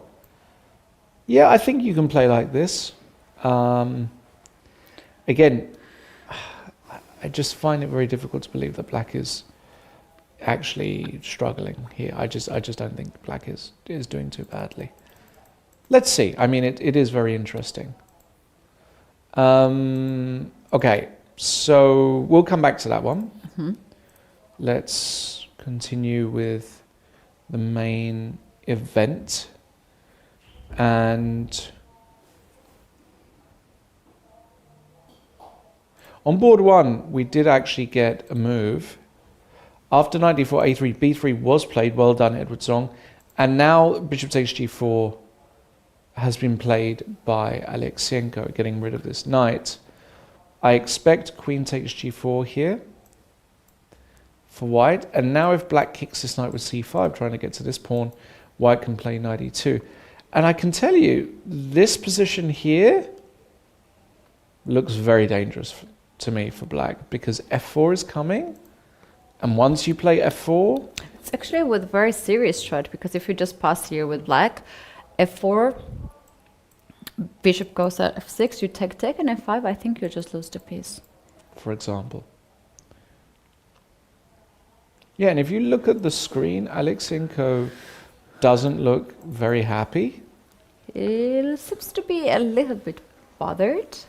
Yeah, because after queen takes g4, only white can be better. Only white can have the advantage here.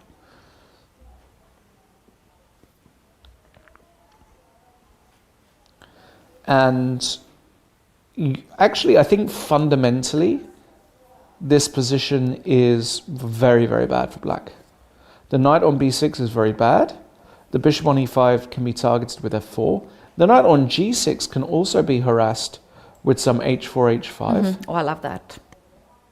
I love that. And you've got the two bishops as white, and the position opens, it's just over. And I think Alekseenko is either starting to realize or has already realized that this position is actually just bad for black. And he doesn't like his position. No, and I think he doesn't like it. Yeah, and you're playing against a guy who's good enough to beat you. Okay, you're playing against a guy now who, if he gets a decisive advantage, should be winning. In these days, everyone is so scary to play positions like this. I mean, I think the whole strategy by Alekseenko today has been really bad. He played something too offbeat, and I just think it just wasn't necessary. I agree with that, actually. Shall we go to the board? Let me check. We have board 5. We do have there some updates where Black managed to capture the pawn on c4.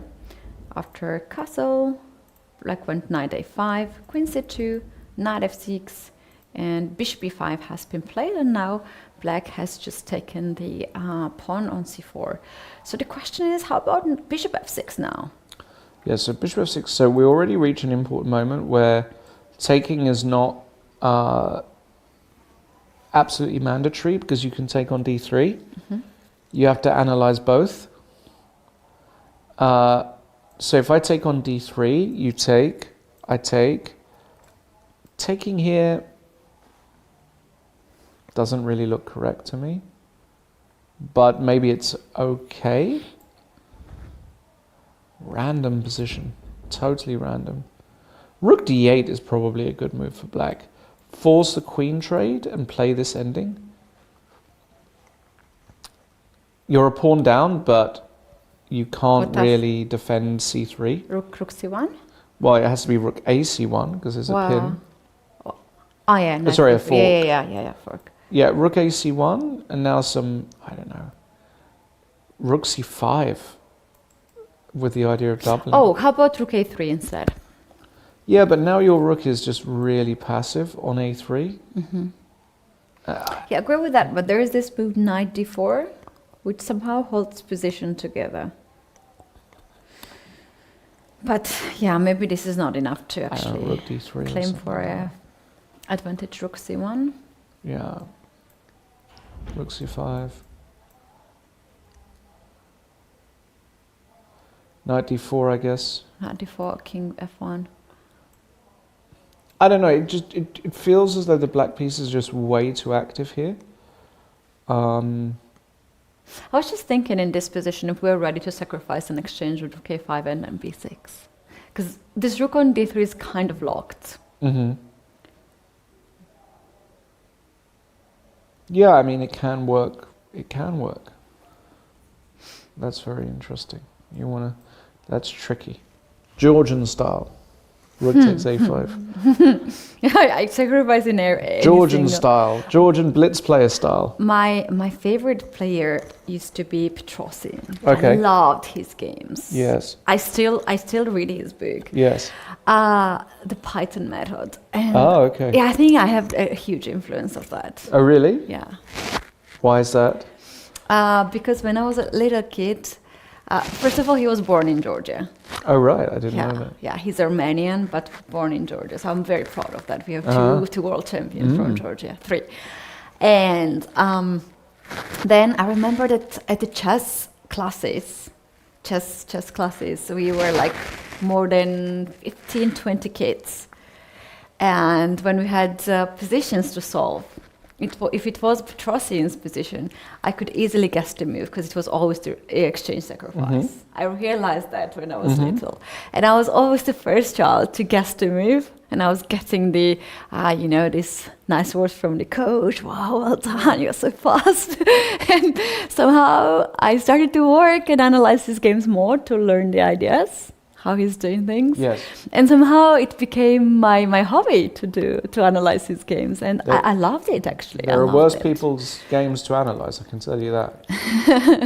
He's very interesting. Yeah, and then even up to this day, when I saw this book, I said, I have to have this one. And there are a lot of ideas like that. This game, actually, board 3, maybe will end soon. Maybe this game is the one on the top boards that we're going to have to say goodbye. Yeah, we had this exact position in our analysis. It's gone down this line. And this position is no hope for black. There are too many open lines against the king. Black's attack has not even started. And Marc-Andrea is just going to find a way to win this. Various ways to convert this advantage. So Marc-Andrea Maurizzi is going to win. I think probably, Katie, another break is in order. Another break is a good time, and I hope that this game is not done. by the time we're back and we could so. still see the final of this game. But you know what? This is a time when players are taking a little bit more time.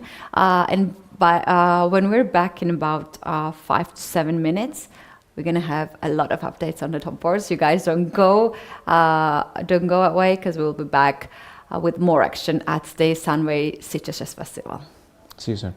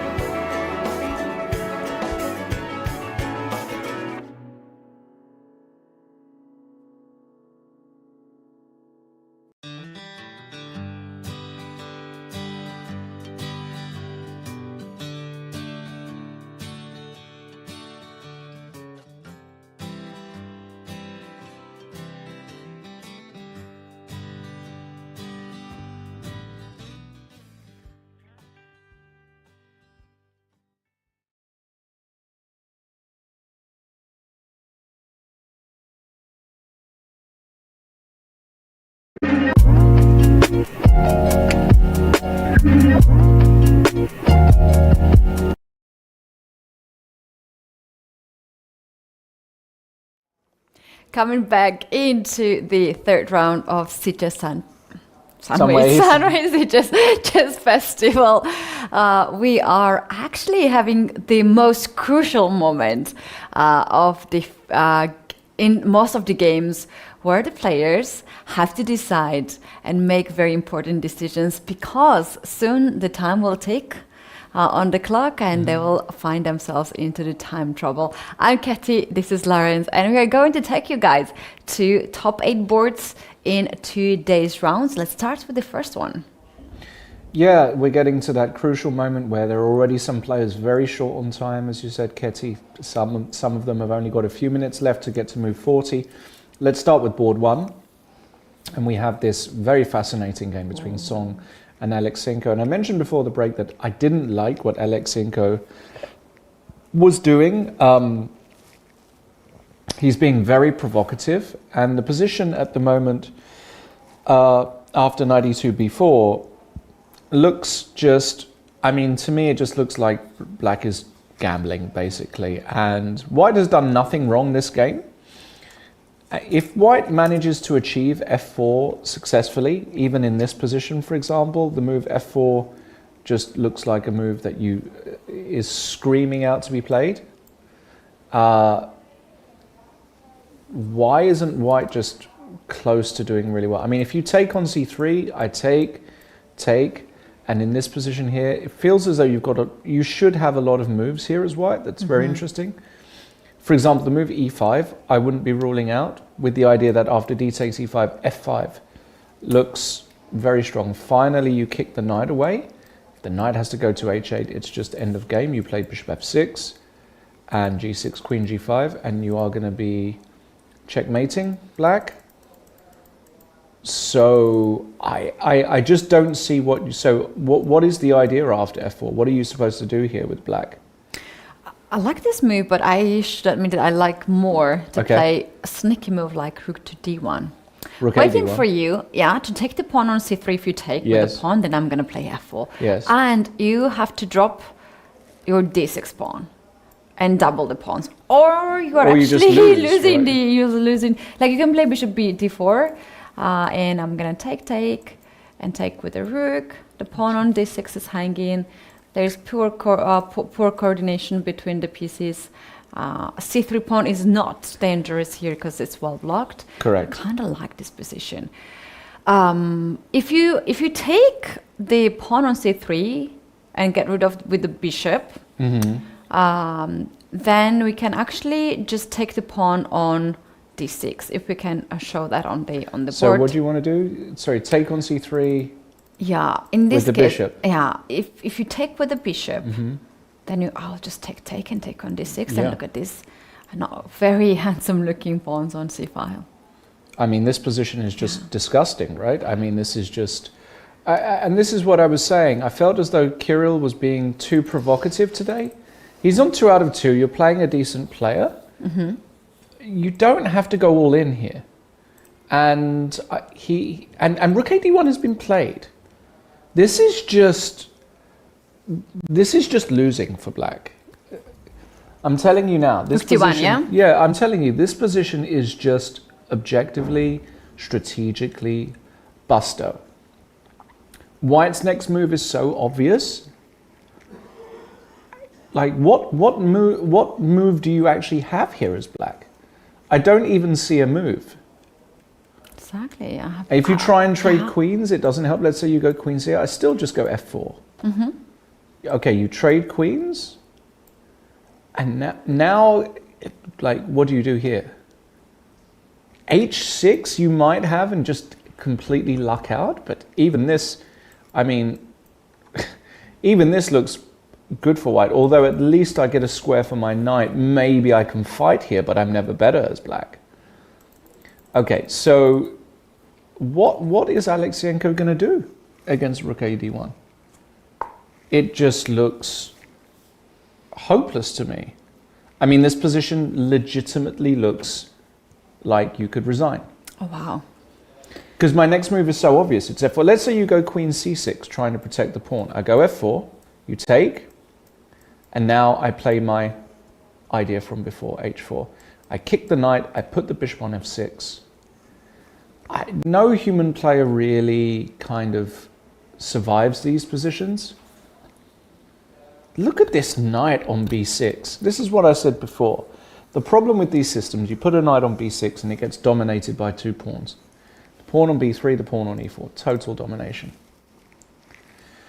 We could have the big upset of the round, board 1. I really think that you're not going to get a better chance to beat Alekseenko. Yeah, what he's counting on is the time. White has here 10 minutes. According what we have, let's zoom a little bit on the video, so we can make sure that White has 10 minutes, because he has to make more 18 moves. Okay, we can say that these 18 moves are quite easy to make, but yeah, this is confirms that White has 10 minutes for 18 moves, and Black has plenty of time. That was too risky to play so fast from Alekseenko. He might regret that, but I think he's keeping poker face quite well. Yeah. Look at him, like nothing happened.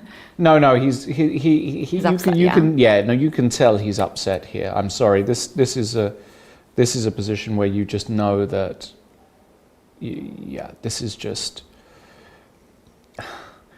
you know, he's trying to remain cool. He's trying very hard to remain cool, but he's wearing a maple leaf t-shirt as well, which is Canada, and he's playing against an American youngster, which is quite interesting. Yeah,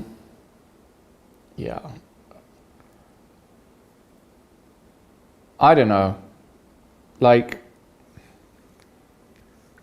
it just looks, I don't know what to say, Ketty. It just looks losing to me. I would like to have this position in every game. It just looks losing to me. It really, really does. All right, well. Well, I really think that if Song will spend a little bit more time on the clock, like if he drops the time to 2 minutes, that can get very tricky for him. Not really. I mean, this is the thing. I actually don't think it gets tricky, because the moves come so naturally for White that even with 2 minutes, I think you navigate this position really, really well. And that's not me exaggerating either. I think this position is just really easily navigated as White. Your next move is f4. You've got the h4 ideas. If he takes, you take immediately. That's another 30 seconds. You could take here. That's another 30 seconds. It's 1 minute. It's 1 minute. It's 2 minutes. Sure, there are a lot of moves left. There are 20 moves. So he shouldn't be thinking for 8 minutes on one move. But, I mean, you know, this is just, this is catastrophe, as the French would say, for Kirill. Look at him. Look at Kirill. You can see there. You can see in the video, he is absolutely, like, he knows. Oh, look at the body posture. And by the way, sitting so. Well, let's talk about Edward Song. Maybe you could do some research, Ketty, while we got the screen. He's an American IM. I have no idea who Edward Song is. He is born in 1999, 1st of January, at the age of 25 at this moment. I have seen him actually at this event maybe last year, but I definitely have heard his last name. And unfortunately, there are not much of information because somehow I feel like we're disconnected, US chess and the rest of the world somehow. They have a lot of events, they have a lot of grandmasters, but we're not very much aware of that. He's wearing a Michigan hoodie, by the way. Michigan, I think that's the Michigan, the Wolverines, I think the football team is quite a famous football team. Michigan University. Yeah, it can be. And he's looking at Alekseenko, he's saying, yeah, buddy, what's going on? So he became international master 2019. Long time ago, okay. Long time ago, but again, then COVID happened, right? So we had basically no tournaments for 2 years in a row. It was very crucial for people like him. I think Alekseenko, look, he's disgusted. He's disgusted with himself. And look, he's like, I can't believe he can't believe his position. how I got it there. How did I get here? He's asking himself. And he's looking at everything. And the problem is, every move is disgusting, right? Bishop takes c3, you just take. And here, you don't even take on d6, you just play f4. You just play f4. Maybe, actually, you've got to be a little bit careful. Maybe, hold on a second here. Maybe you do just take on d6. Why are we making our life difficult? Take on d6, and if knight e5, you can put the queen anywhere. Maybe e2 or something, I don't know. Queen g3 also. Just make your life easy. It's always good to make your life less complicated. And, absolutely, especially when you have not much time on the clock. And actually this is just the c3 pawn falls. One c3 falls, you're a pawn up, and it's really... No, okay, I'm going to call it. I don't think there is a way Alekseenko can survive this position. Interesting information that I just found on internet about Edward Song is that he is unrated in rapid chess. Really? Can you believe this? That's amazing. Yeah, no, I can believe it, of course. He just hasn't played any rapid tournaments. How come? I don't know. Looks like he hasn't played very much. If he was an international master in 2019, he's still a young guy, so he probably didn't play so much. Like, but ever? He's obviously still extremely talented, right? Wow, that's something very very interesting. I'm so curious, actually. I would like to ask that question to him. How come that he is not rating in rapid? Right, it's very interesting. Yeah, I mean, it's kind of shocking, actually, right? But okay, let's move on. Let's have a look at some of the other games. So yeah, we have a lot of updates on the other boards too. Maybe we can just go one by one. Yeah, let's have a look here. So we're just going to join the position. This is board 2, Jingyao Tin against Tan, and oh no, we missed the end of the third board. Okay, we'll come to that in a second. So what's going on in this position here? Well, black has made some progress. This is exactly the sort of thing that I was talking about, Ketty, right? He got a knight to c4, he got a rook to b5, some pressure here, the queen can come to b6, and what has white done? Well, he's got a knight to d3, okay, but nothing else. Now, it's probably the case that white is still okay, but only black can be better in this position. So we'll keep an eye on that one. We're not going to spend time here. Jingyao just seeing if he can win. Now, you said we missed something. Wowzers. We've had a wipeout. Holy. Oh. Let's see what happened. The last time we saw it was after knight b6 and g5. And as you said, Ketty, this is one of the ways that white can just win. Takes. He gave the check, but now that the files are open, he brought the rook in. He took on, the position really collapsed very quickly. Oh. Ooh, that's beautiful. You're taking queen g8. That's a beautiful finish. Bishop takes rook, queen g8 is mate.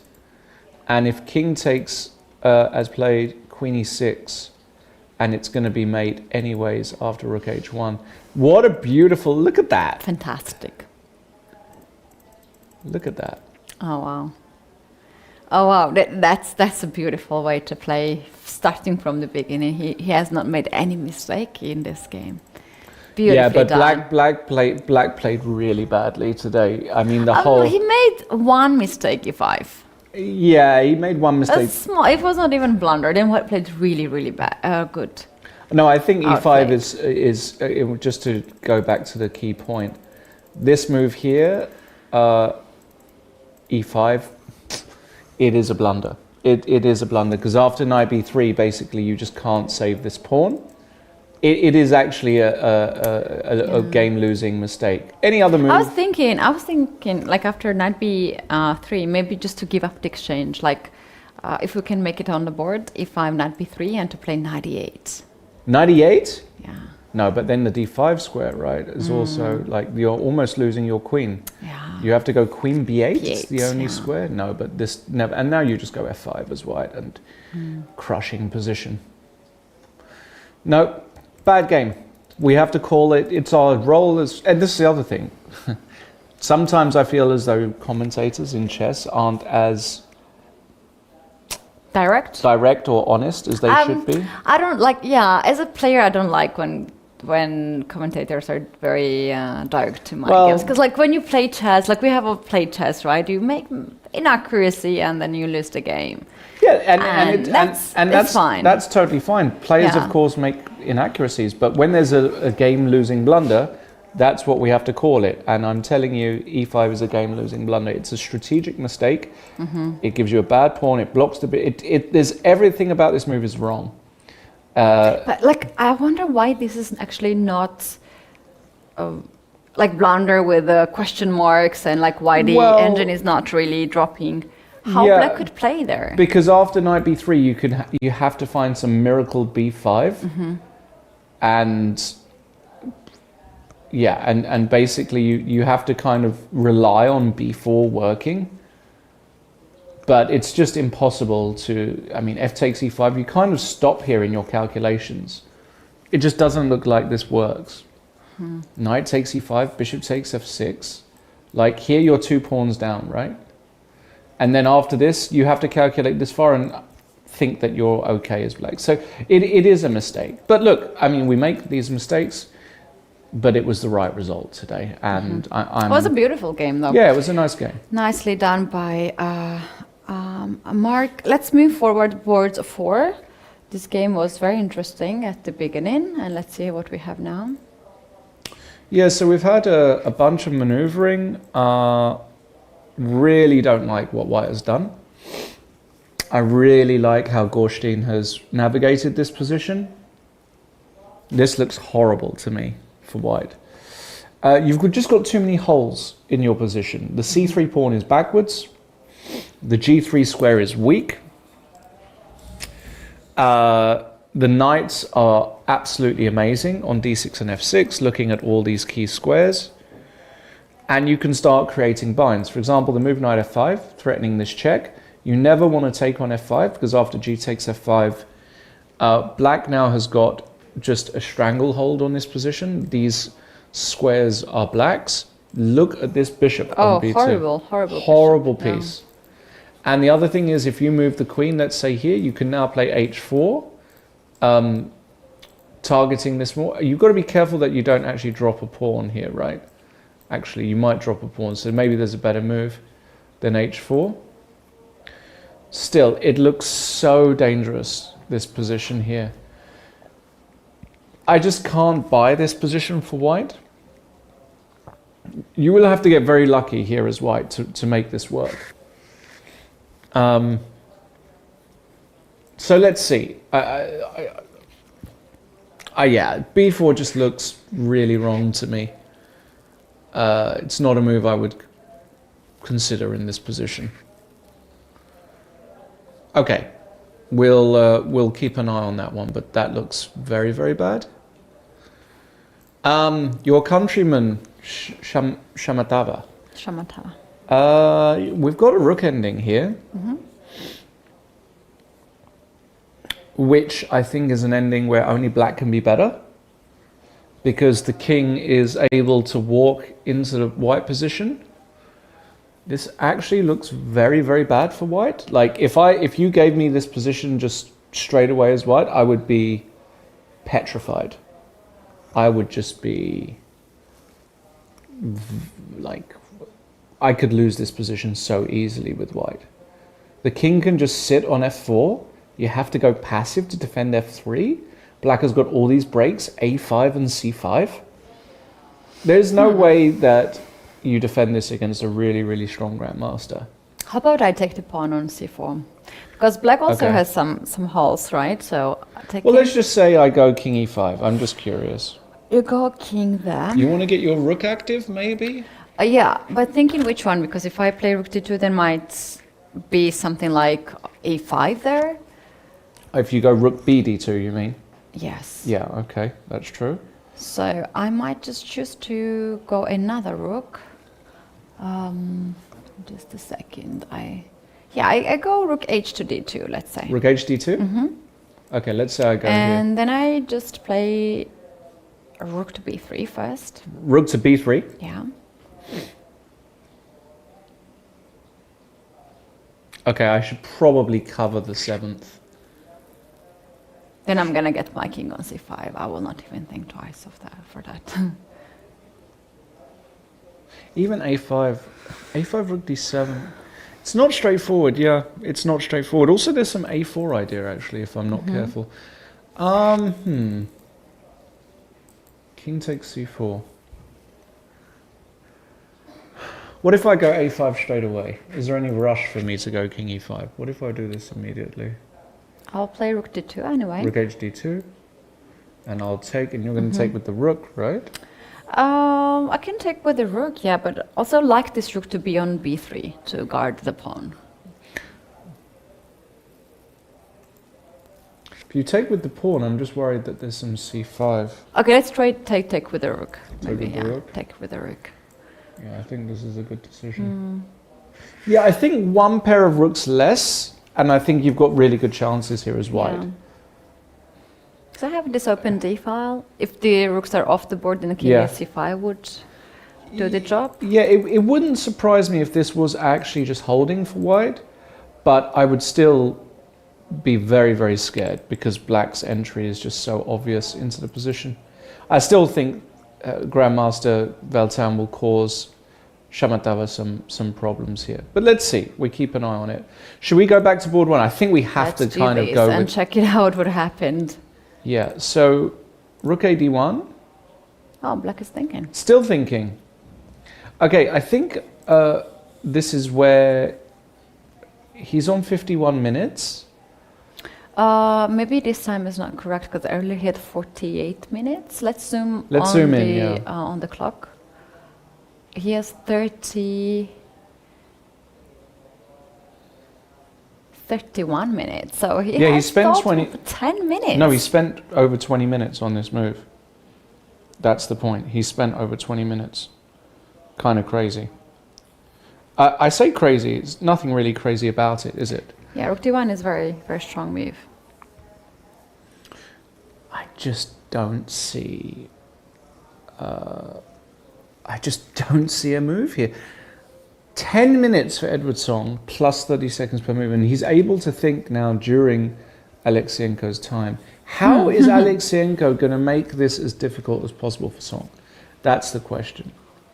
How do you do it? How do you make this difficult? Tough question, yeah? Yeah, really tough. And he's trying to manufacture some ideas. He's trying to think what he can do. How about something like queen to c6?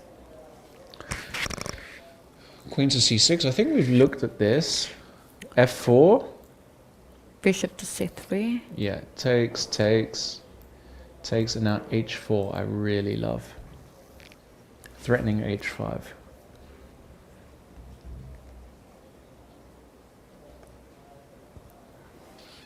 I mean, the position. The knight is just stuck. The position just looks totally gross. A really, really.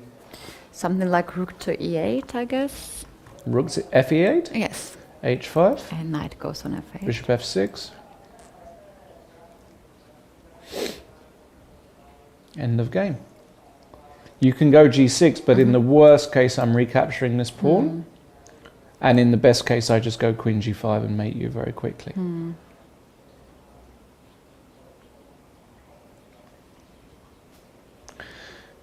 As I say, I don't see a way for black to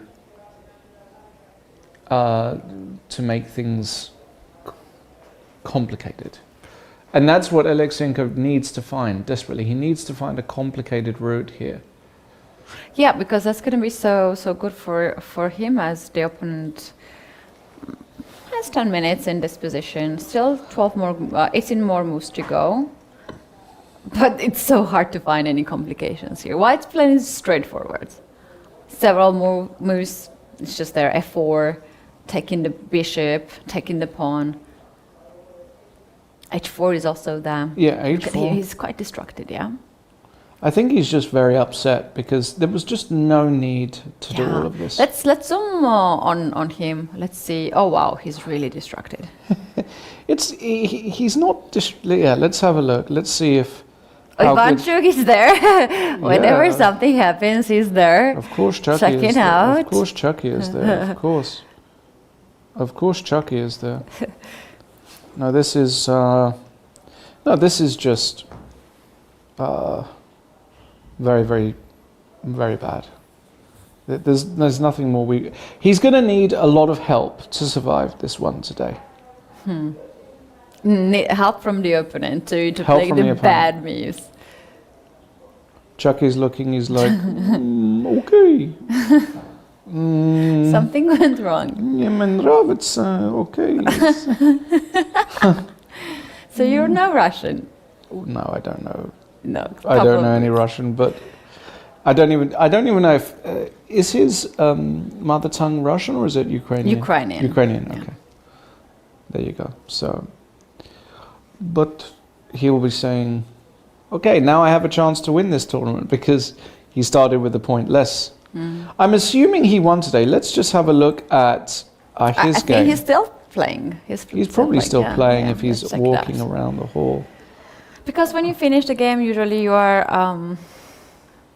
you're requested to leave the playing venue, right? You can just still there and hang out. Yeah, there's his game. Okay, what happened in Ivanchuk? Yeah. Very bad position for your countrywoman, Diana Lomaya. Diana Lomaya. Sounds Italian. Diana Lomaya. Yeah, it's disgusting for white. You've got a disgusting knight on E1. Oh my god. Your king is weak. You've got weaknesses here and here. Black's got an awesome... Okay, let me defend here. Let me just do defense. You want to defend? Italian-Georgian player here. Like, what's your next move? Me as black? We're going to break down the white's position. Good question.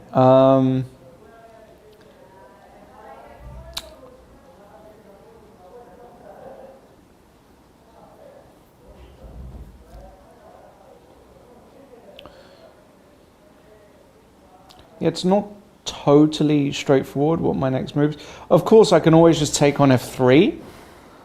So let's say you went h5 and I take on f3. Why should I go to h5? Well, I'm just trying to find a passing move. I'm trying to... just pass something. Yeah, rooks. Yeah, okay, I take on f3. And back with the knight. And now I go knight g4 and... How do you defend this pawn? Rook e2, rook yeah, e1. I can kind of double. You come behind. And it feels as though this is just so close to losing. Rook e4, I guess, is the move. Yeah, maybe queen d3. Yeah, but you're just kind of treading water here. You're not actually doing very much. It feels as though we're very close to a knockout here.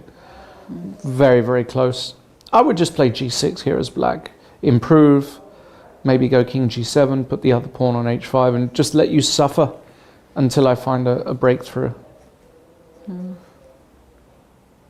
Yeah, it just feels... Yeah, not an easy game indeed. Shall we go to the other boards too? Another game has been finished.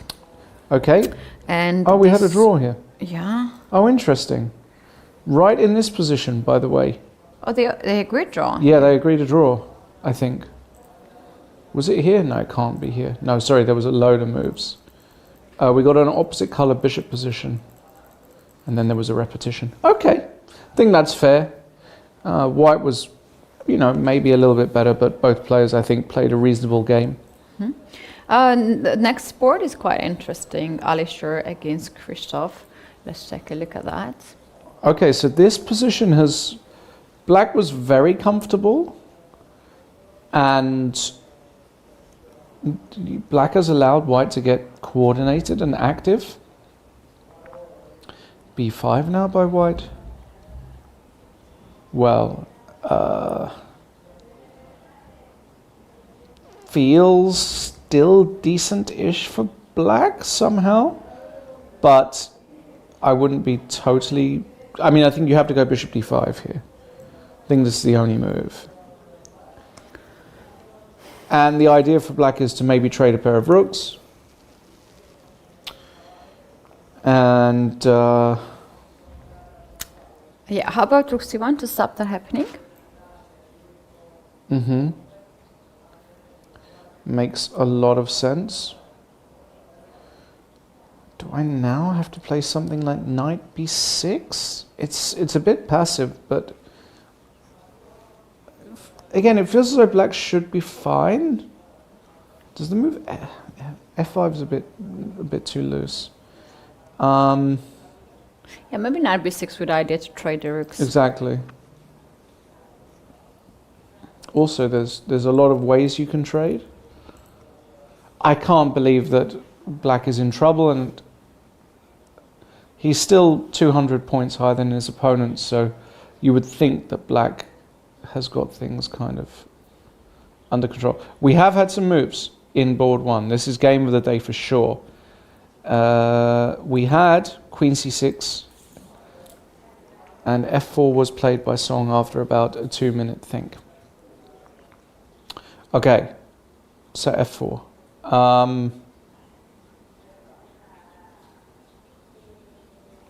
Well, what's going on here then? So, again, it feels like Black has almost got no moves. So is he going to try some h6 here or something? Even that doesn't work. h6, you can even just take and take, and then go knight g3. Also looks just horrific. I feel like that's what he's going to have to do, though. I don't think... Basically, I don't think you can take on c3 here, because I think after takes e5 is just so obvious for White. And I agree with that. And d takes e5, f5. Also, I love that. It's just so clean. There's also some bishop e4. I mean, this is really catastrophic. I mean, this is really bad. I think he's going to try f6. The point being that after takes... But after takes, you can take on d6. How about you play queen e6 and rook d6, try to win a piece? It just wins a piece. That's it. That's just a piece. No, this is just a catastrophe. f4. No moves. And look at his time. He's dropping down to 24 minutes. Yeah, but he could have 2 hours. It doesn't really make a difference. Yeah. Because with 30 seconds per move here, you can't really go wrong. The only thing is it is 17 moves. If it was like 7 moves, I would say that White is a 70 to 85% favorite. With 17 moves, there's still a lot of moves. Look at this situation. No, it's incredible, looking in really. the eyes. Ivanchuk just walking there. It's quite Don't want to incredible. miss any action.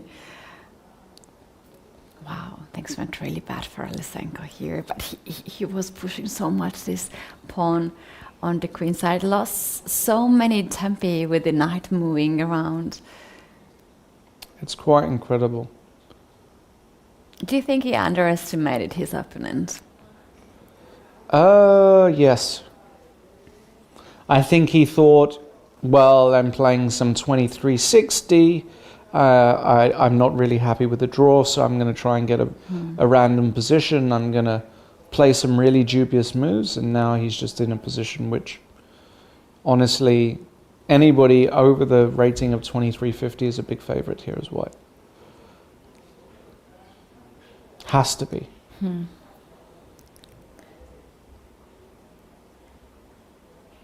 Yeah, if it's a blitz game or rapid game, you might try your best. But with the classical time control, which means that both players get half a minute on the clock for one move, that's actually not much of issue in this kind of positions.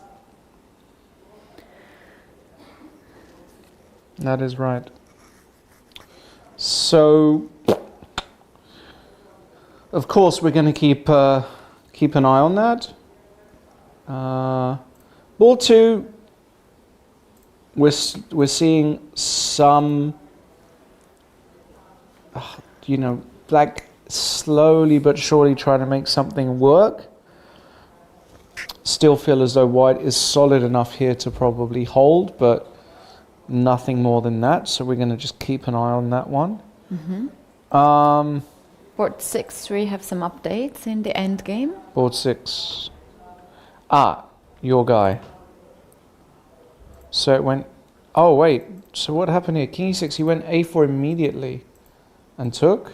And king e5, apparently a mistake because of rook b3. Great move. King f4, rook b2. Rook d7, king c5. The king came back. Yeah. I can take the pawn on c6. You're getting mated. That's... Oh, look at that. That's actually very... Made into... That's very pretty. So he went here. Now, the king has gone f4 back to e5. Definitely feels as though white has done well in this endgame. But it's not... Like, getting complete clarity here is not easy. I still feel like this is a 3 results game, somehow. Both players have more than enough time, 20 minutes on the clock. So this is... Yeah, I feel the opposite, to be honest, because if you risk too much here with one of the pieces, you will be checkmated, like we saw that. So white can't risk to take the pawn on c6. And black will not risk to complicate the things because at this point there's not even any weakness in white's position, right? We might have a draw here in next moves. Like, I don't really see the way how black is improving. If you play a5, I go b5 somewhere. Yeah. Let's see. A draw should be the right result, but I think it's still very unclear. The game between Saba Vetokhin and Mabina Alinasab has also gotten quite far. We got pretty much the line that we thought, by the way. We saw takes, and takes on d7. Rook d8, queen b5. We actually looked at this line where black is a pawn down but has got fantastic compensation down the c file. Rook a3, knight c4, rook a6, knight d2. Very clever decision here by Mabina to eliminate a pair of knights, or at least threaten it. Rook c1, and now actually knight b3 is very clever. White has got some back rank issues, so he went rook e1, rook d6. Yeah, this is just a draw because you can't prevent rook takes c3 on the next move. Even if you try something tricky with like rook a3, I can take, and yes, we are pinned after knight d4, but here we can take, and very importantly, we've got the move knight e2 check, exploiting that back rank weakness, and then rook d1 would end the game. That's the importance of the back rank check. So if you got this far, probably white would play g3 or h4 or h3, maybe h3. And in this position here, you can just defend your rook. Probably this way is the most natural way, because you keep this rook to defend b6. And it's just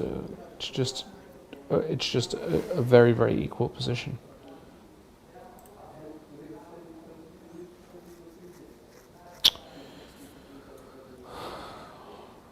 Kind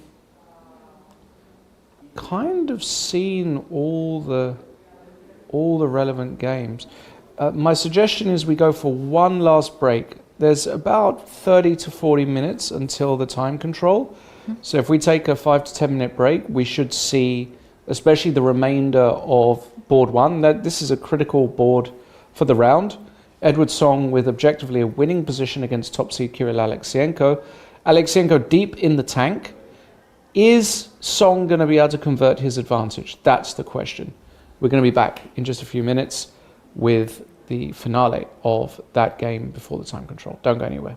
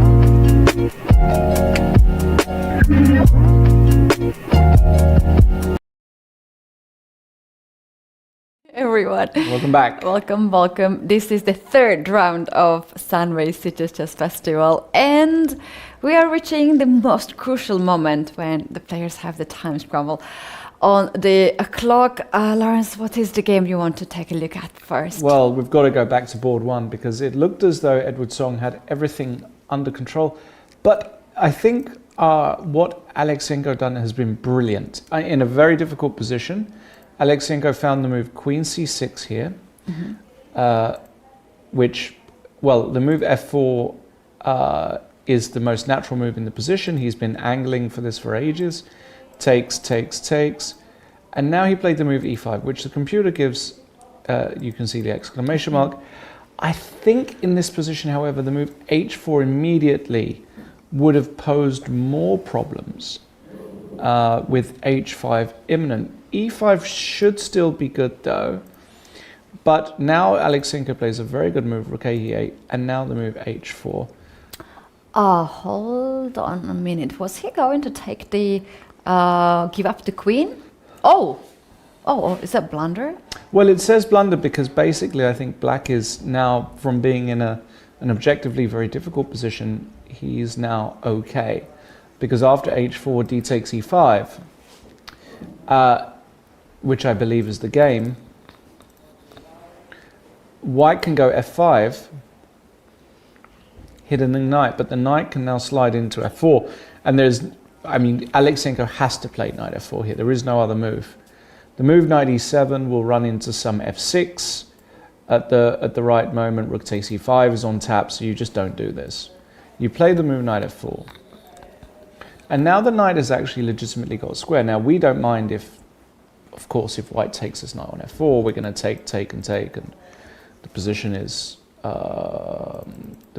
just fine.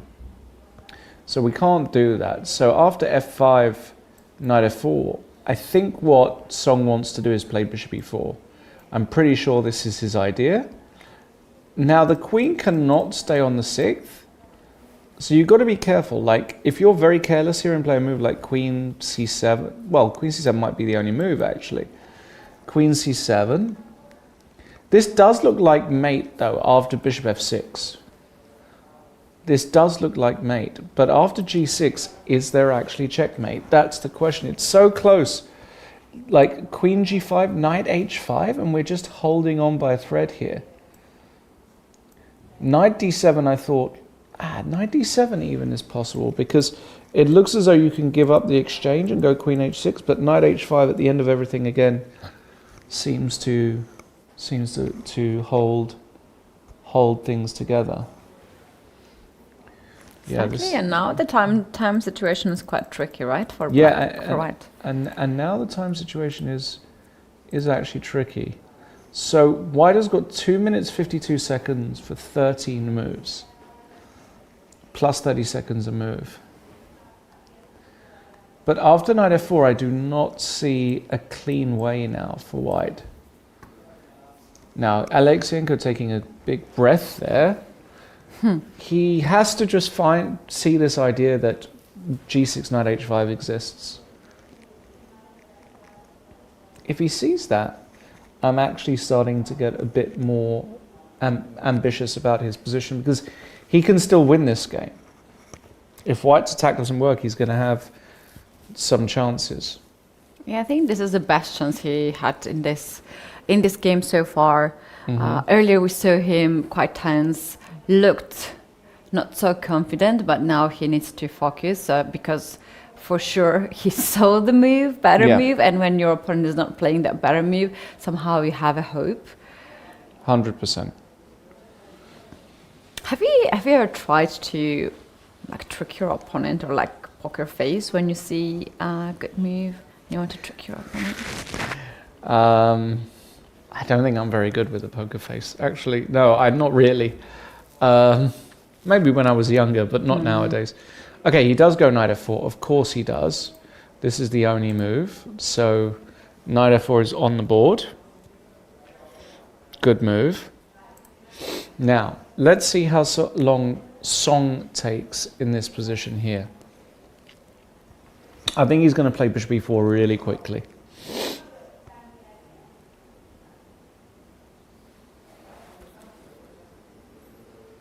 played.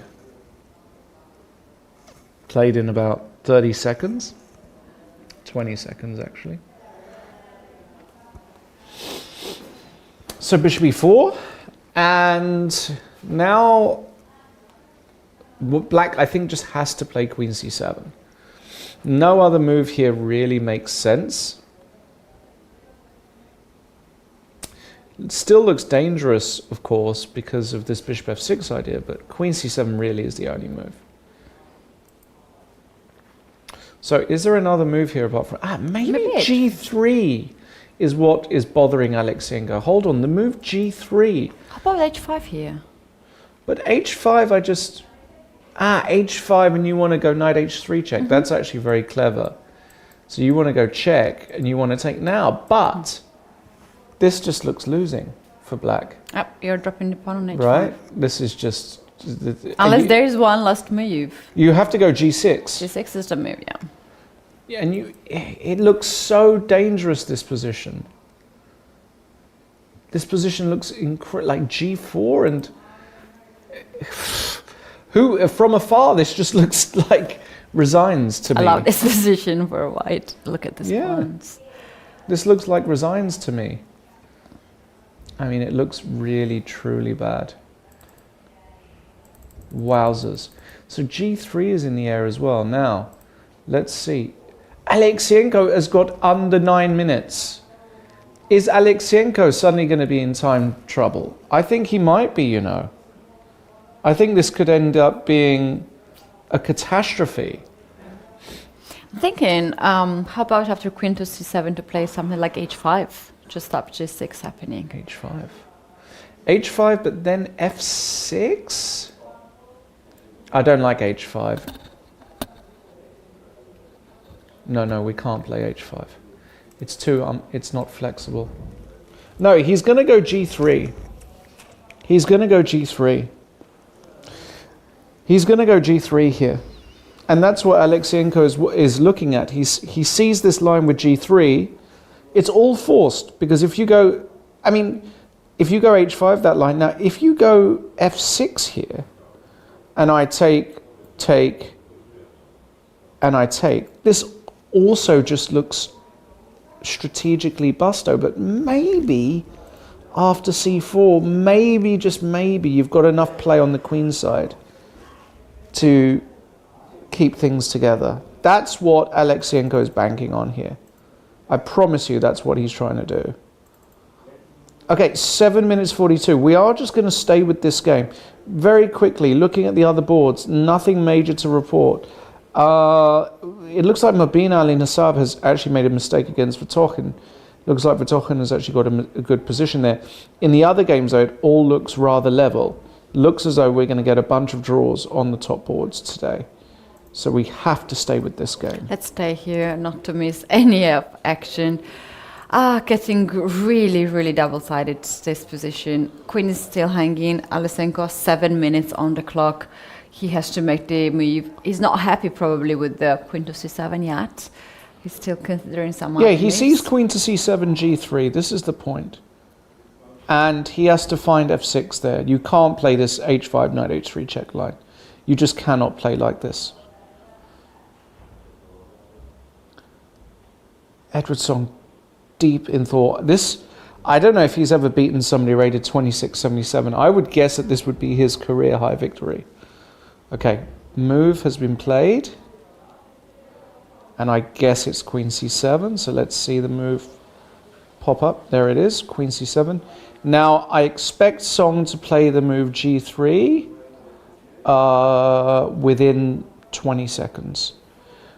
If he plays bishop f6, I'll be surprised, because I think you see g6 and then knight h5. You see that. You see that as a defensive resource. And then you see g3, and then you say, okay, if f6 I take... Alekseenko just left the board, so it's 7 minutes on the clock. With 7 minutes, yeah, maybe he needs a quick toilet break. Maybe some water. Tea. Maybe he just doesn't want to show his emotions as well, because he's so upset with how things are going. I would be very, very upset here as well. Yeah, this is just really, really disgusting. This is as bad as it gets, guys, as a top seed. Okay, now we've got under 2 minutes for Song.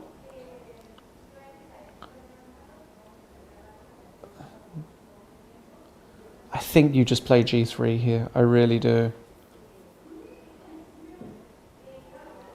He's going to play G3. He played what? No. Bishop H6. No. F6, yeah? We can play F6. No, this is a horrible move. Oh my goodness. What a relief for Alekseenko. Bishop H6. You can see that he's really happy to see this move. That's a big mistake. Because now after F6, the problem you've got as white is black is just covering everything. Wait a moment. This actually might be smart. After G3, you don't have H5, right? No, but you have knight H5. Or you have king H8. What something. There's a whole bunch of moves here. No, this is... Alekseenko can't believe himself. Yeah, Look at him. This is a really lucky break for Alekseenko. I mean, you have to go F6. There is no other move here. G6, I think, is just giving up the exchange. So you go F6. Yeah, just play it. Plays it, of course. Now Song has got 2 minutes. This was a real unfortunate mistake. Now Alekseenko, big favorite. And just like that, in a game of chess, one bad move, one big mistake in a critical position, and that's it. Yeah. Things can turn around so quickly. Do you think the time was a factor of that? No. I think pure nerves. And just not being able to see calculate clearly. Now I actually think Song, he will make move 40, but he'll be losing by move 40. That's my prediction. King H8 exists here. I mean, look at the body language change of Alekseenko. I mean, he's so much more comfortable now. Shall we, like after King to H8, shall we play still well, something like... let's see what he say. He does go G3. Yeah. And now I expect King H8. This is the move. This is the move you play as a top GM. It's so simple because now if you take on G7, I take. If there's a big trade, take. This kind of transition is just unbelievable. You're actually a pawn up and there's no danger. And if you take on F4 after G takes H6, there's Rook G8. And this bishop is ridiculous here. There's EF4. Shall we do something like Rook to C1? Where? Instead of G3. He's played G3. Oh, he played already? Yeah, he played it. Oh, sorry. No, he's not. No, he didn't? No. Okay. It's his move. 20 seconds. So point being that after Rook C1, if you play King H8, I can take this knight and take the pawn on C3. Yeah, but now now there's a pin. Doesn't work, like knight D5, and it's just totally over. Oh, he made a move on a second, and the move he played was Rook to where? Queen to Queen G3. G3? No. Oh, he's going after a C3 pawn. Yeah, but... That's a practical. If you see that G3 is not working, you want to take the knight and take the pawn on C3. It's quite a practical move to make it on 3 seconds on the clock. Yeah, but it's just not the way... It's not...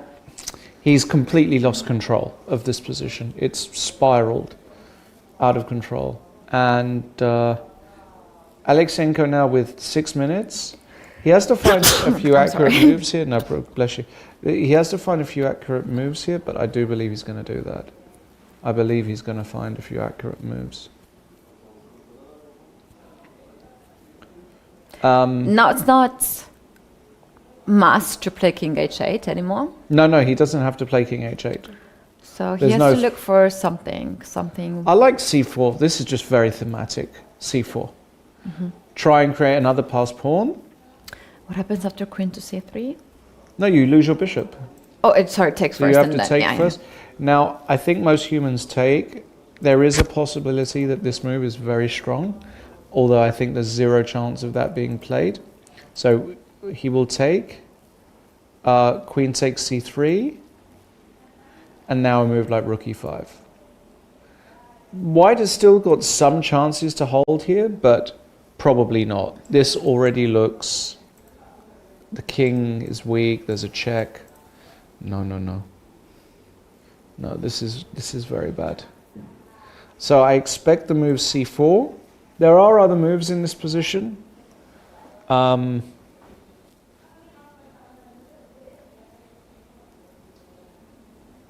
can go c2. You can just give this pawn up. Okay, if I take it. He will take, no question about it. And now play like knight b2, d5. It's a bit obscure, but the knights are actually now nicely helping each other. Your next move as black is to go king h8. Then there'll be a trade and you'll be able to keep a knight on f4 and all the dark square control. Yeah, this has suddenly gone for me from being losing for black to I would expect black to win this 9 times out of 10 within this current dynamic.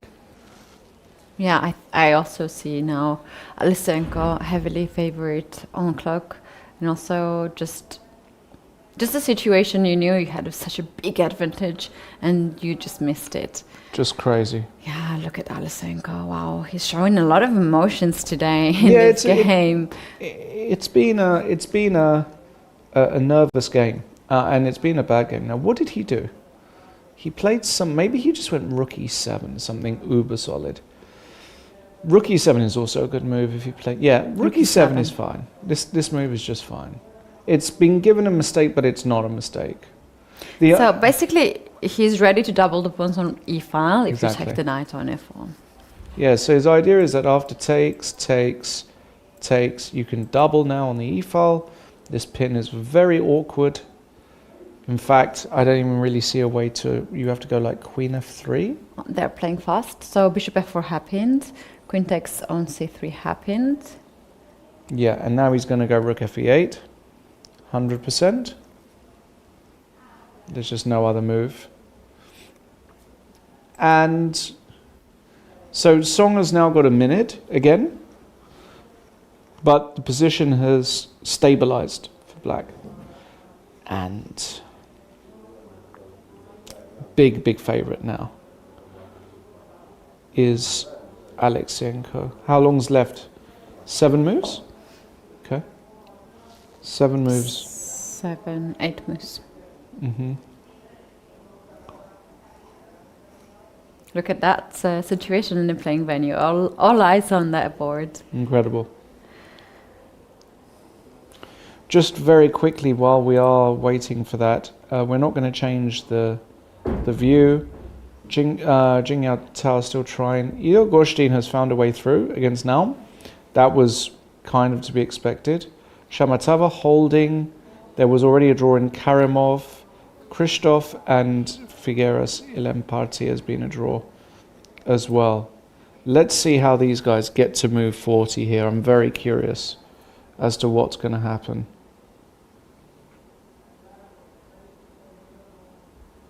Very curious.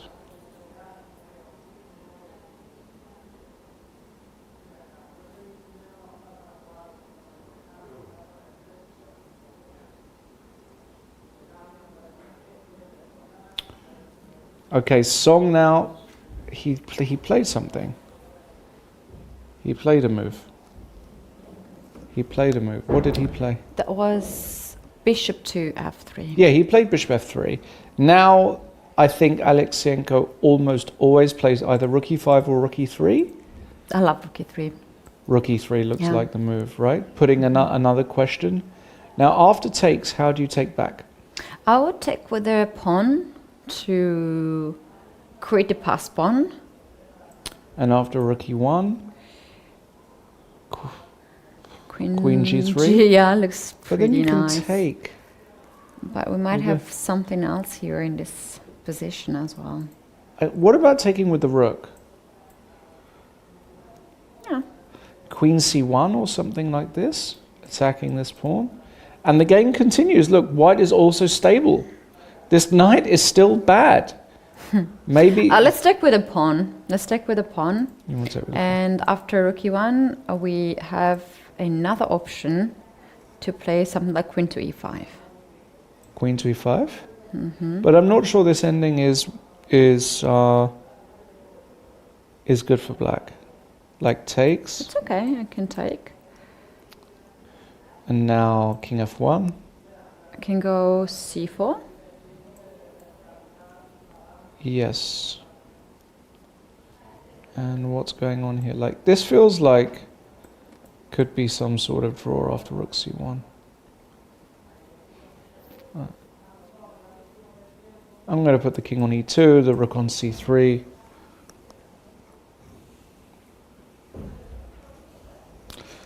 A lot of rook endings are drawn here, right? Just to illustrate, like something like this. Maybe I'll take with the pawn, like this is just a draw. You probably even go rook c3 here. These. Can you go for h-pawn? Yeah, got to be a little bit careful. I mean, you do have to be careful here. Okay, let's see. Bishop f3, rook f3 played, and queen a5. Oh, this is a much better move, of course. You keep the queen active. Still some issues here for black. 1 minute 56 now for Alekseenko. 6 moves left still to play. Very, very dangerous. Yeah, time time is now equal. Wow, this game has it all, right? All the dramas. I mean, incredible. All the dramas. Just incredible. Let's focus on the video because we can see the real time, and we can see also the players. Okay, yeah. closer. Let's see the big video, the big screen. Here we go. There we go. So we can't see the clock. Okay, so Alekseenko, I think, down 1 minute. What's he gonna do here? Oh, look at his hands. Both of Very them are tense. shaky, looking at each other. G6. Oh, that's unexpected move. G6, trying to create some luft. Think it's okay, this move. Wow, this is the least move I would actually play because I'm scared to weaken my king. But you are giving it some luft on G7. It's not really that weak. So, also Alekseenko wants to keep the tension here. 52 seconds for Song. How is he going to deal with this? He goes Ignores rook. that and plays rook to f1. I think this is a very clever move. I think this is a very, very good move. Allowing black to take the pawn on f5 to have the triple pawns, and then you can just move the bishop away, bishop h5 perhaps, and start to hit the pawns on f-file. I think you actually just take on a3. It's also a possibility. These guys are not going anywhere. I really love rook f1. I think that's an excellent move from Song. And Alekseenko back to being nervous. Because now actually you can't stop the a3 pawn from being taken, because a8 is covered very importantly. And white is very stable on the king side. Alekseenko hated that move. He really hated that move. 43 seconds, Alekseenko. Oh wow, look, again. Nervous. He goes king g7. Okay, he finds it was so unnecessary to play g6 honestly. Now but he's going to take on a3 now. There's no other move here for white. You have to take this pawn, because you then have an outside passer and you have an asset. Yeah, we can also play rook c1 first and then take. Rook c1 is a move. Rook c1 actually is a move. I mean, how tense. Oh my goodness. How tense is this? Oh. This is crazy tense.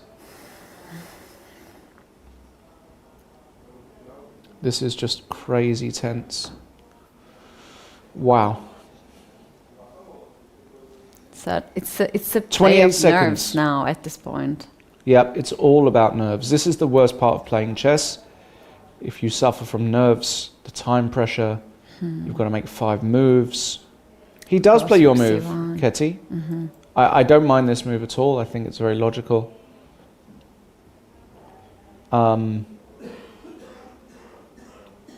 And I think he's going to go like rook 8 e5 or something like this. Look at his face. But yeah, he's not happy. He's not happy. Has to make his decision. Less than a minute for Alekseenko, also on the clock. What a game. What a fight they put on the board. 43 seconds, Alekseenko. Oh no, he's biting the nails. Yeah, that's how nervous he is. Because the position still looks really bad for him. I thought he was getting out of it, but Song has just played brilliantly the past 5 moves. Yeah, I love how he played this. Bishop f3, rook f1, rook c1. This is all class. Top class play. Yeah, he does go rook 8 e5, of course. This is the human move. Now Song just has to take the pawn on a3. You just take this pawn. Think about things afterwards. There is a c4 move that he's looking at. He's like, is this move annoying? But you know what? I can take. Oh no, I can't take it. No, you can't take it. But also you pin yourself. Well, sorry, he takes. He takes. No, he takes there first. Yeah, because he didn't want to allow rook takes f5. Yeah. So he takes there first. Takes it back, and now you can take it. Yeah, he takes on g6, and now he's going to go queen takes a3. There's just no question. No other moves too. Yeah, you got 40 seconds. You just c4 is a threat anyway, so you just take on a3, which he does. He goes. And c4 anyways. C4. Yeah, this is of course the move you play. This is of course. Yeah, he wants to play c3 and now Correct. pawn on 3rd rank. But now you play queen b4 as white. This is very, very logical and very human. And if you play c3, then you lose the pawn on f4, Correct. right? You play queen b4 because the knight can't come to d4. No, queen b4 is an insta move played. You keep control over c5. Alekseenko hated seeing that move. Absolutely hated seeing that move. 1 minute 22 now, and a really critical moment. Hated that move. This is a very unpleasant position for black. You can't take on b3. If you play c3, f4 is hanging. You can't go knight d5. You have to play c3, I guess. I just think to you keep the pawn have alive. you have to keep one asset, but it looks like it's a weak pawn. c3, queen takes f4, and then you just start rolling with your queenside pawns. Brutal moment, because it's move 39. If this was move 41, it would be a different story. 42 seconds. They can just walk away and have a fresher to relax a bit out of this stress. It's an important decision for Alekseenko to make. 30 seconds, and he overtook the time on the clock. But it's just such a disgusting moment. If you're black here, you're just like, how am I still in this position? I thought the guy played bishop h6, and I was feeling confident again. 15 seconds.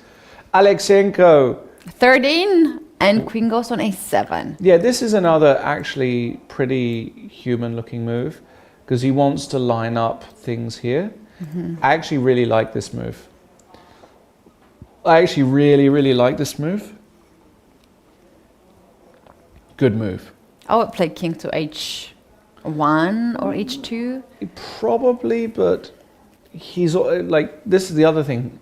He goes king to h1, and now he's starting to see ghosts, because this h4 pawn is weak. Yeah. He's starting to see if the something on the h1. Can he take on b4? Do you know what he's going to play? B takes c4. No, he's not going to play b takes c4. There is no way on earth you play this move. Why not? I think. Because it the feels, point being that after knight c4 you can move the king away. Yeah, but there are, like, you can just tell. Oh, yeah. You can just tell that something's going to go very wrong. I mean, he might blunder this. It's move 40, right? 10 seconds. Oh. Alekseenko praying. Did he play the move? I think what he is played it? king h1. Let's go full screen. Full screen, please. He's running away. He played, the king looks like it's in the corner to me. Oh, God. Yeah, great move. King where, h1? King h1, fantastic move. With little time, great move. And now we have just the most monumental fight And Alekseenko only has 22 seconds, so he has to find a decent move here as well. He also has 19 seconds. He has to make a move to you. Oh my God, what a tense. Rook e8, yeah. Rook e8. This He's move going makes, for rook to h8. Yeah, this move makes a lot of sense as well. What a game. We basically have a 3 results game here still, because the white king is not super safe. What I like though now for white is that you can take on c4, and if black ever goes rook h8, you can always go c5. You can actually give up this pawn because the diagonal is blocked, and this looks very bad for black. No, the white can still win this. Wowzers. Okay, that is. Let's do a quick look around to see the results. We have the result on the board 4. We can see that black actually converted the advantage. I said that I didn't like b4. He did go knight f5. He brought the queen over. He now targeted a very loose pawn. Okay, g3. White was trying to stabilize. Black maneuvered around. Okay, a lot of... Oh, what is that? Look at this for a move. Knight takes d4. It says it's a question mark, but after queen takes b4, black is claiming that he's hitting 2 pieces. But king e2 that's a blunder. But what to play? He missed knight b3. This is beautiful. If you take then bishop g6 check and you lose the queen. What a beautiful resource. Oh, wow. He missed knight b3. Well, this is not a time pressure, right? No, it can be time pressure. You could have time pressure here. White had 1 minute in the end of the game. Brutal miss. Yeah, and after king e2, now you just give the piece back with... And now the position collapses, queen d4 and knight d7, and black just was very tidy, brought his pieces in. Nice game. Big let off. Nice game. Big let off for... So Gorshtein is on 3 out of 3. Gorshtein is on 3 out of 3. Now, Vetokhin is white here against Mobina. What happened here? It looked as though Mobina was holding. Wow, and she got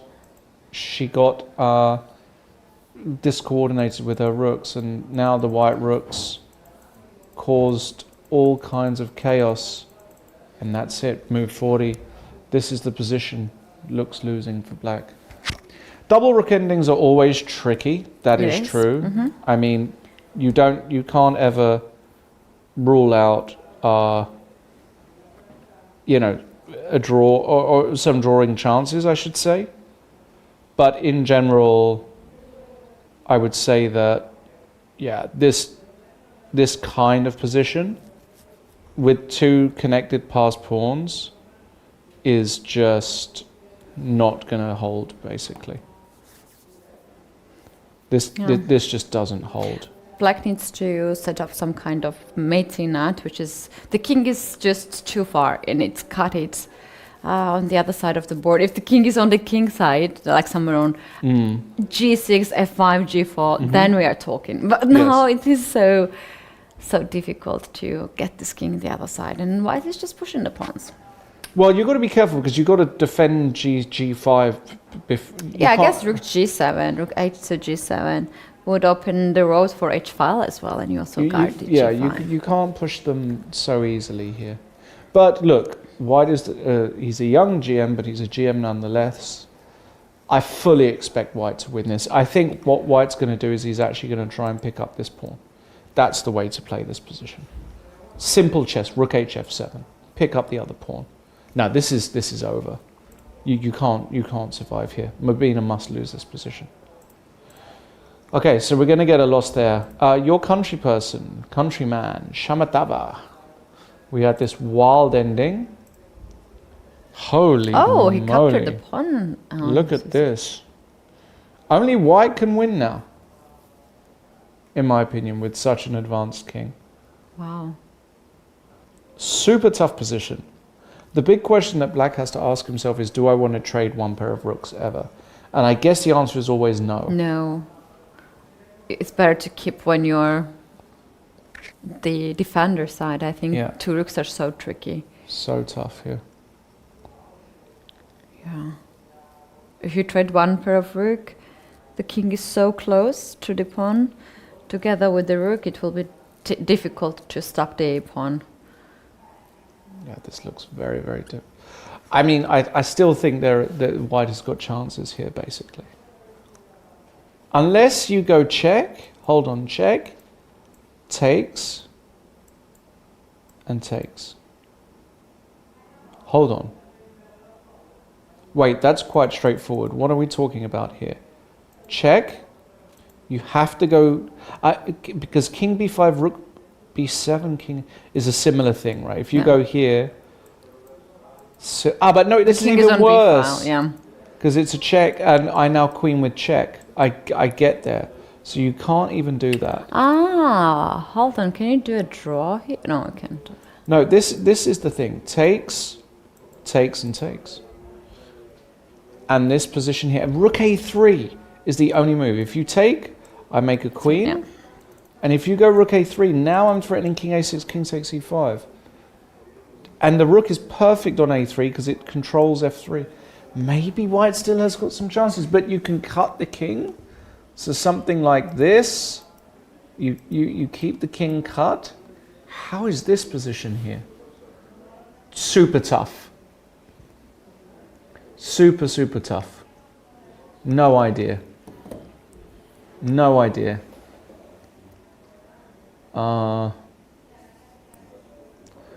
Feels as though only white can win. So we'll see. Maybe Nicolosi finds a way. Of course, we've still got board one, which is such a... This is what I'm going to suggest. I'm suggesting another break because we're at move 40. Mm-hmm. We've got a long way to go, potentially with especially board one, which is our game of the day. And they've both got an additional half an hour. So let's take a break. Let's catch our breath. And then we'll be back for the last segment of today's broadcast. So don't go anywhere. Big, big stuff going on. Is Edward Song going to pull off the biggest upset of the round? Soon find out.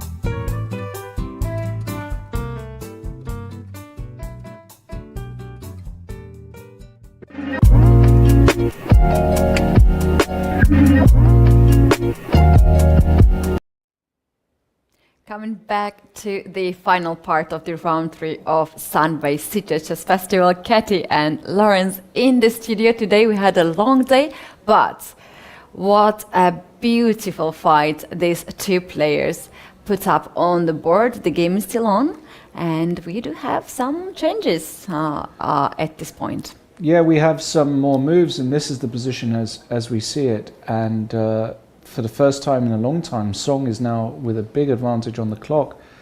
He's also got an advantage on the board. He's managed to run this c-pawn down the board. Obviously, if he gets it one more square, he's going to cut the queen off and potentially threaten some mates. If he takes on f3 here, Alekseenko, after g takes f3, rook takes f3 is also interesting, but I think you take with the g-pawn. Very importantly, you're attacking this pawn here, so after a move like rook h8, you can play queen takes f4.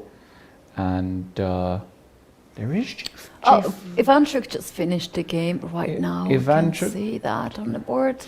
Perhaps he won his game. Let's see, Ivanchuk did win, yes, he won. He won against Diana. He found a way through. And perhaps he's going to Alekseenko's game to check it out, what is happening there. Yeah. Very tense battle. Is it possible to do rook to h8 straightforward without capturing the bishop, or does not change too much? Rook to h8, but then queen takes f4 anyway, right? Yeah, queen takes f4, and I was just thinking, is that g5 g5 there? here. This is a crazy resource. It's actually brilliant, right? It might just win because of this long diagonal here. So I don't know. This is an insane resource. Queen somewhere, we give check, and it's just over, right?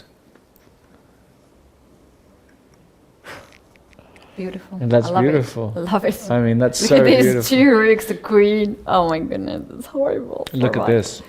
So hold on a second. So rook to h8. So what is White's idea? He can give queen the b7. check. Yeah, this is it. Oh, that's ugly. Yeah, you get rid of the queens, and now there's no danger to your king. If check, you just move over, and this pawn is going to queen. Really stop. Rook h8 and rook c8, and that's the end of the game. So what is he going to do against c6? And we have got another result there. We can see the young grandmaster Vetokhin has beaten Movina Alinasab. So that game is over. Big upsets today on the top boards. We have players, higher rated players winning the games. Yeah, it's really this one. This is the one that could be the one. Okay, and we've got to move rook to b8. Rook to b8 played. Point being that if I take on f4... There's some knight d3. But look at this. Wait, don't call me crazy. Can I take your rook? Oh. Now, the odds of this happening, I think, are quite slim. But actually, if it's even on your radar, you have to think about it. Because after takes, I go c7. Now, importantly, if you go queen h8, I queen and I can always come back. So you have to go queen c8. And now I jettison the bishop with bishop b7. It still looks dangerous, like queen g4, but... I can queen. You can queen, you and give a check. Take the pawn, king g1. I go king g1, and there's no more... There's nothing here. There's just nothing here. Knight g4, I can give a check on c7. King h6, I can give a check on h8. Swap the queens and win the game. How easy is this move to see? I think it's actually easy. It's not hard when you have time. There's also queen takes f4, and then knight d3 you maybe try, but you just don't do that as white. Queen takes b8 is actually really straightforward. This is a move you just have to see as an international master. Takes, c7. You have to go, everything is forcing, and bishop b7. Wow. And this position here, I mean, maybe he thinks that this ending, he might have some chances to hold this ending. Mm-hmm. For example, after rook a3, if we take and take. But this doesn't hold, right? I mean, you get to this position in your calculations, and there's just no way that this holds. No way. Looking forward for this move. Let's keep the eye on this one if he's going to play. It's not the only move here. Queen takes b8. But you just have to play this move because the ending is so risk-free. Is he going to find this move? Ketty, is he going to find this move?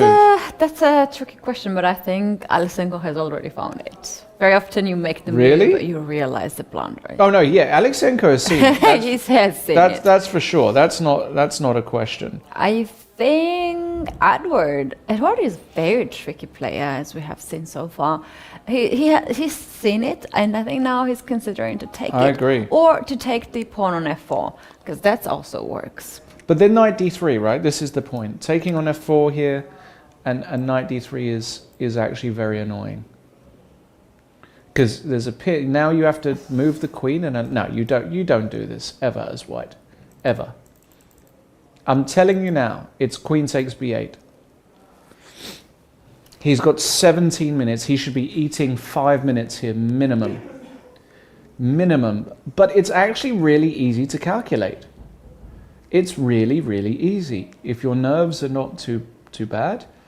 Wow, if he takes that, I want to see the reaction of Alekseenko. Let's go with full screen. Well, I think he's going to spend some time. He's got 17 minutes. He's not going to be moving fast here.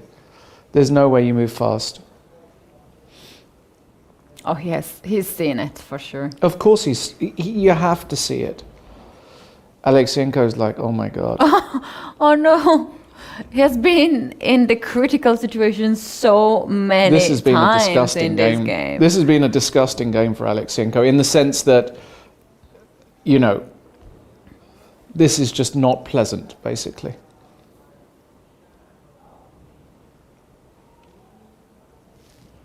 This is just awful. This is god awful. What a terrible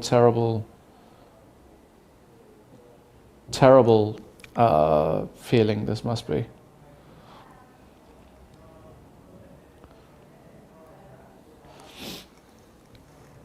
Yeah. He's holding his throat. This is a sign of nervousness, body language, expert 101. He hates his position. He's like, please don't play it. But then again, the worst thing for Alekseenko here is that even if he doesn't play queen takes b8, all other moves are good. Right? Queen c5 is the only other move you probably consider here as white. There aren't that many moves. You just rule out queen takes f4, knight d3. I understand that you might have some genius queen g3, knight takes c1 and h5 or something. I was actually thinking there to play. Yeah, but you just don't play like this. You never ever play like this as a human. It's just not possible. How about instead of queen g3, we go somewhere queen to d6 and push c7? Is that possible? You take the knight, c1, c7, rook c8, queen d7. Yeah, so I would go here, right? You go there. Rook takes c1. Bishop somewhere. Bishop. Well, you can take on c1, assuming that this is not mate. There'll be like a final punch here. Maybe bishop c6 inside. I don't want to trade the rooks. Bishop c6. You want to just let bishop f6 is hanging, right? Oh yeah. Oh, that's not good. Yeah. Yeah, you got to be careful. These positions are tricky, but you're making your life, again, so complicated. You really want to avoid this, in general, from a practical point of view. Queen takes b8 is really... I would say it's a tactic Edward Song has to see. You just have to play it. You just have to play it. But maybe he just doesn't see it. Maybe he may. No, I don't believe that. You believe he sees it? Yeah. Come on, it's two moves tactic, right? Queen b8, c7, bishop c7. Yeah, bishop I know. b7. I know, but, and there is a but. I know. Nerves and everything, yeah. But he sees it, but like you can see, but decide that that's not enough to win. That's a different story.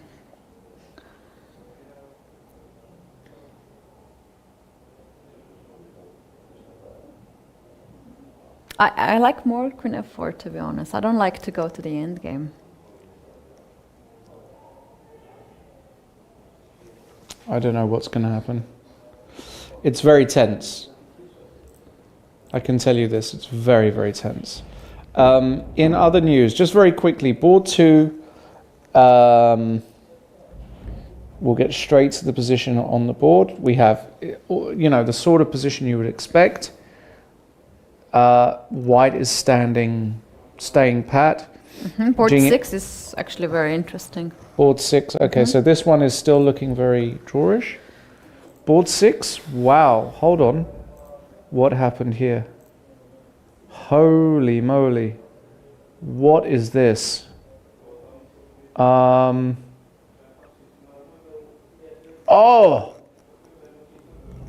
my goodness. Look at this tactic.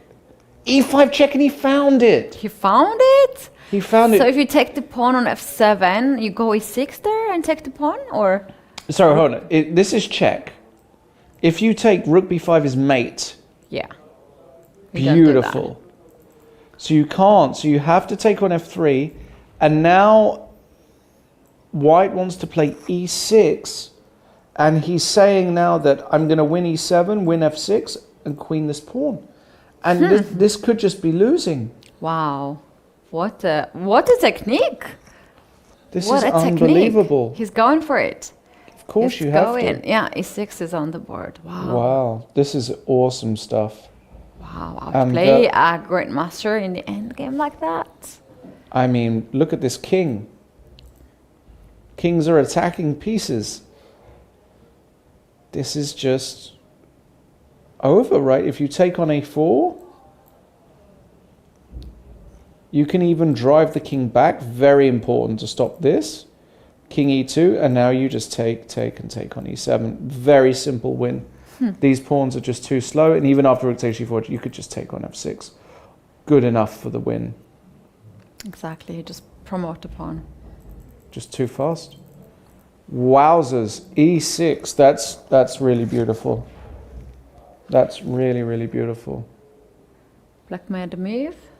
What is that? Rook a8 to a7. Rook a8 to a7. Okay, so now you can take, rook and c7. you can go rook c7, but I was thinking king e8. Oh, I like that. King e8, king f7, and to go for h. Exactly. And now you can even come around and pick up this guy. I like that. And look at this rook, it's so passive. He took it. I think he's going Yeah, he's for going to do this in king e8. King e8 looks beautiful. Look at this. This is beautiful. This is just stunning. Yeah. No, I think Paul is toast here. Your rook it has to stay passive. I put my king on f7. I come to g7. I take the pawn. You have to try and make something work with f5, but it never works. The moment you go f5, I just take. If you go g4, I have f6. No. This is it. Okay, what happened? He has to try. F5 has played. He played f5? No. Yeah, he's trying this, but it doesn't work. You just take g4, and now important, you go f6. E takes f6, e7. G3, you go king f8. Okay, let's say rook a8 check, you queen, takes, g2, you come behind, and importantly, your a4 pawn is way advanced than the f pawn. Is the savior of the day. Beautiful. Oh, and the board one, we have queen to b8. Let's go there right away. Yeah? Yeah, let's go for the board one. Queen to b8 was played? Yeah. Holy moly. Queen to b8. Wow. Oh What my a move. God. Look at that. Let's see Alekseenko. Full screen. That's a brilliant move. He's got no alternative but to take. Song will play c7. Alekseenko has to play queen c8. He's going to try and calculate queen h8, but it's very easy to see that, well, I mean, even this, right, you don't have to block king g1 and there's nothing. There's one check. You take with the rook. Look at this, very important. Taking with the pawn leads to perpetual. You take with the rook takes, and now very important, queen b7, Aye. check. Aye. Very important, and you take back and then you can resign with black. So c7. Now Alekseenko will realize that he can't go after the h4 pawn. So he'll play queen c8, bishop b7 will happen, and he will take, and look at this, there's also, importantly, there's no rook h3 check. Even though I'm not even sure that would be winning, but because I control it, here you cannot allow the queen to stay on. We will be getting this endgame. And the question is, how does Alekseenko proceed here?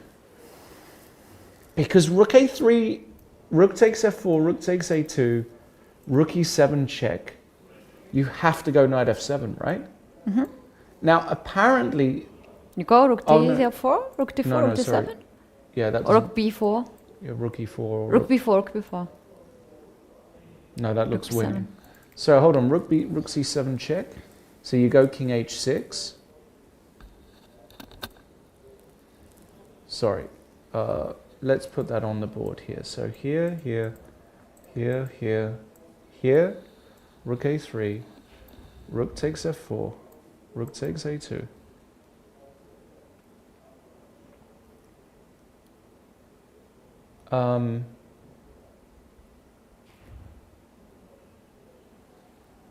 Rook c7 check, king h6, and rook takes f6 you can't play. Because rook a1 check and knight g4, and you lose, well, you probably make a draw, but you lose the rook. You lose the rook and you just collapse here as a player. Wait, is this position actually a draw? Yeah, I mean, if this position is a draw, chess is the most unfair game in the world. You've got a full extra exchange. If this pawn were on h3, I think it would be winning. But with the pawn on h4 and the weakness on g4, I think it's a draw. Because black can also think about going f5 at the right moment and posting a knight on g4. Yeah, maybe we should not give up as white the pawn on a2 to keep that pawn alive on the board. Let's switch now to the board 6 because we do have more updates there. And okay, let's have a look. So white actually decided to go after h-pawn with king f7. g3. Now Also it's good. taken time. f6. It's the same thing as before.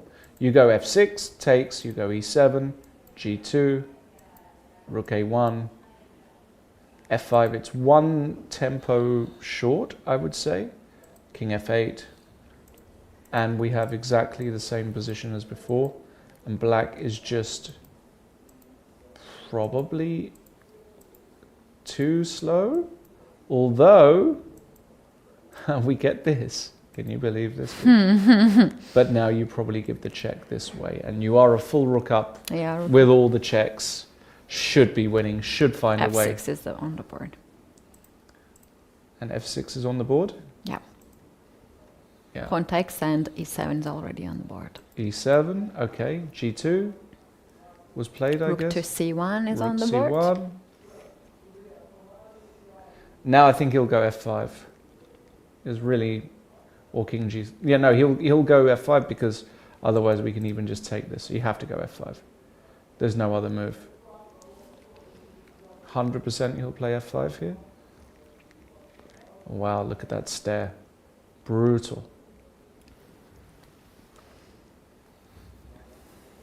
No, this is all she wrote. This is game over. I love the technique here of white. Look at board. We've got to go back to board one. Oh, wow. Look at this. Look at this, what's happened.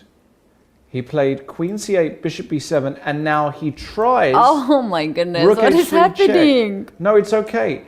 Important now, don't take the rook. Taking the rook is an immediate loss. Do not touch this rook. You have to go king g1. The good news is, taking on h3 is so obviously bad because queen takes b7 is with check. And even this, right? And now some knight c6 and you miraculously survive. So you just don't take this. I was thinking maybe take queen h3 is also working there. It might just be a draw, but I've got bishop g2, right? It's probably a draw, but only because of this square. But otherwise, I'm coming back. So no, he's not going to take the rook. There's no way he takes that rook. He will go king b1. Kirill will take on b7. He will make a queen like this.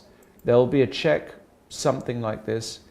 And then it'll be queen c5, takes, and takes. This is what Kirill is aiming for. But the problem you've got is white just goes rook a1 here. The correct move is rook a1 as a human player. Rook behind the pawn and run the guy up the board. And I just don't see a way this is ever being saved. So let's stay with the game. So king g1 was played, of course. King g1 was played. Queen takes b7. He makes a queen. Oh, the game on the 6th board has ended and Yes. white won. Big win for the Georgian player. That's the upset, first upset today. Big upset, yeah. Nice win for Shamatava. Okay, so what do we have here? We have queen. Yeah, so there's been a trade. He's going to take on f4, on h4. And this is where, and now there's going to be a think here by Edward Song. But look, in this position here, you just play rook. I mean, you just play rook a1 here. You can go a4 first, and after f3, only then go rook a1. But all you have to realize is that if rook g4, you can come back with your rook to c2. You cover everything. Everything is nice and covered, and then she runs like the wind, this pawn. She runs. How can you stop it? You can't. You have to do something like, I don't know, takes, rook c4. Oh, wait. Should I take it on g? Oh, yeah. Well, yeah, you don't want to allow knight f3 check. Even that might, even a5 might win, but you don't. Let's take it. You know, a human player just takes. The rook comes to c4 or d4. Doesn't really matter. I guess it's the same. You go a5. Maybe knight c6, a6. And now a move like rook d7, I guess. But this is just miserable. Rook b2, rook b7. You're going to force that pawn home. You just are going to force it home. You can even go rook b6 first and then rook b7. Let's say g5, you go rook b6. Because if you go here, you can just take it off. And that's straightforward. So you kind of force the knight to go passive and then rook b7. And then you can immediately resign as black. So I see, honestly, no hope here for black. Just go a4. a4 and if f3, rook a1. Don't think about it. 8 minutes for Song. We have seen him making tough decisions when he had no time on the clock. He has to hurry up and play this position a little bit faster, not to drop the time down to the seconds. But he deserves this. He deserves the game. He deserves the win. He's been brilliant today. I mean, he's really been just brilliant. And it would be a real shame if he didn't win this particular game. I agree with that. It would be a real shame. Such nicely played by Edward Song. Yeah. Just go a4. a4 or rook a1, don't think about anything. I would just go a4. Just go a4. Force him to go f3, rook a1. Rook g4 and rook c2 is really easy to calculate. You're just defending, and there's just nothing to do here. Maybe he'll get tricky with a move like rook f4. Now you have to just be careful ever so slightly. But even a5, knight f3 check, just walk into the check. Just keep... Ah, look, I blundered. But look how I blundered. King g3, knight takes g2. I would still think in a game that this is winning. But it's not. But it's not. Look, you come back and I blew it. I made a draw because this ending here is a draw. In fact, oops.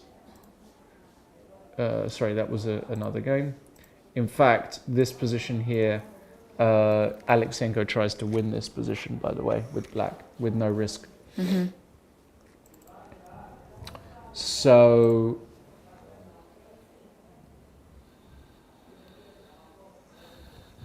Does he look a bit relaxed, Alekseenko? What did he do? Oh, he got rook c2. Rook c2 immediately? That's good.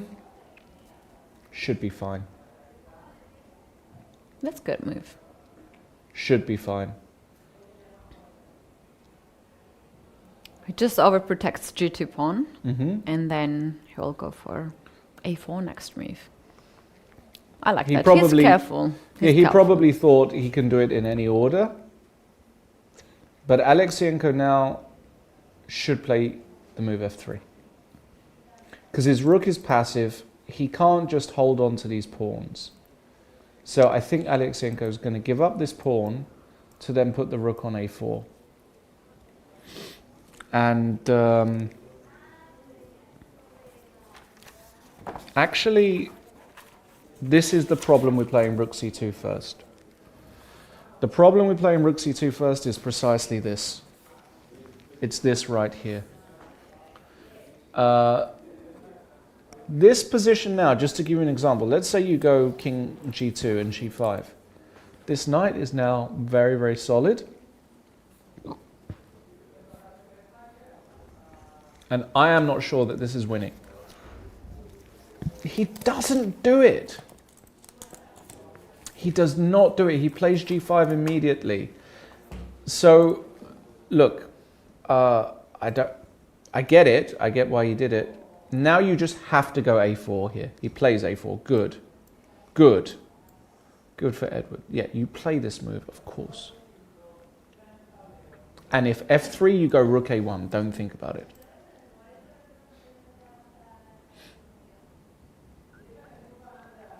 No, Alekseenko, I think he knows he's toast here.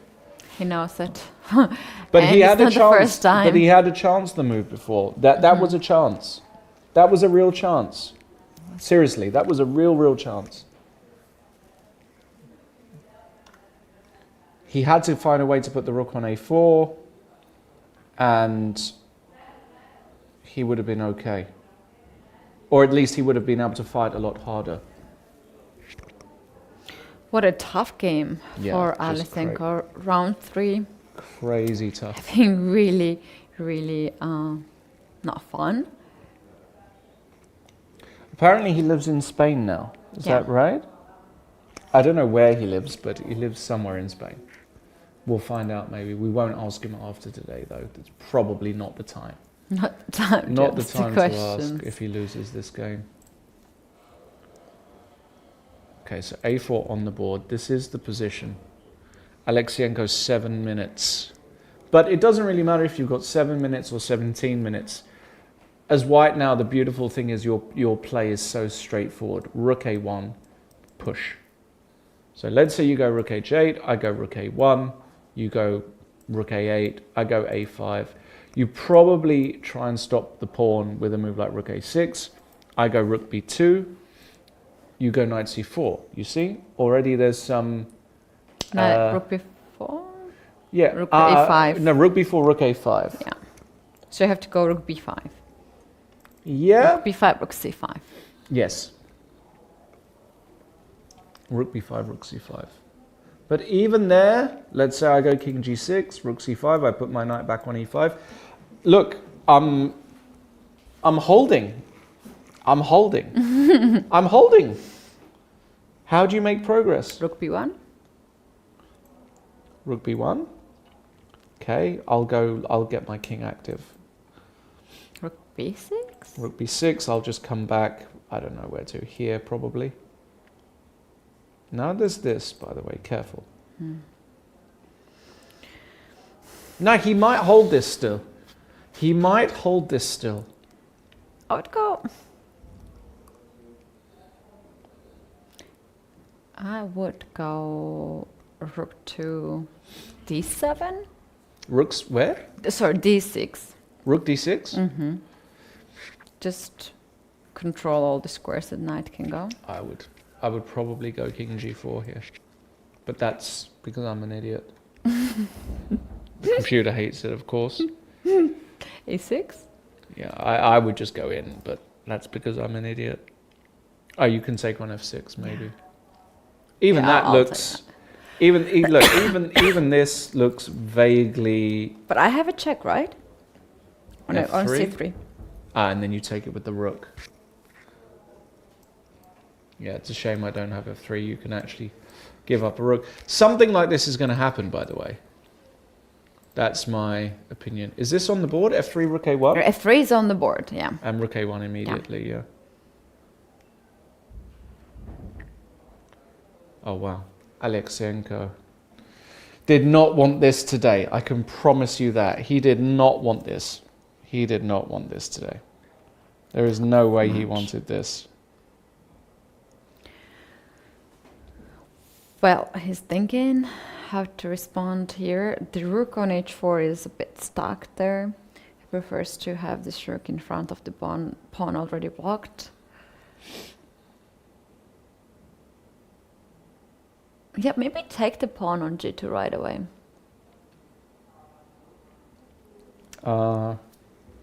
Yeah, you can take on g2. And now the question is, if I take with the king, what's going on there? If I take with the king, king feels correct.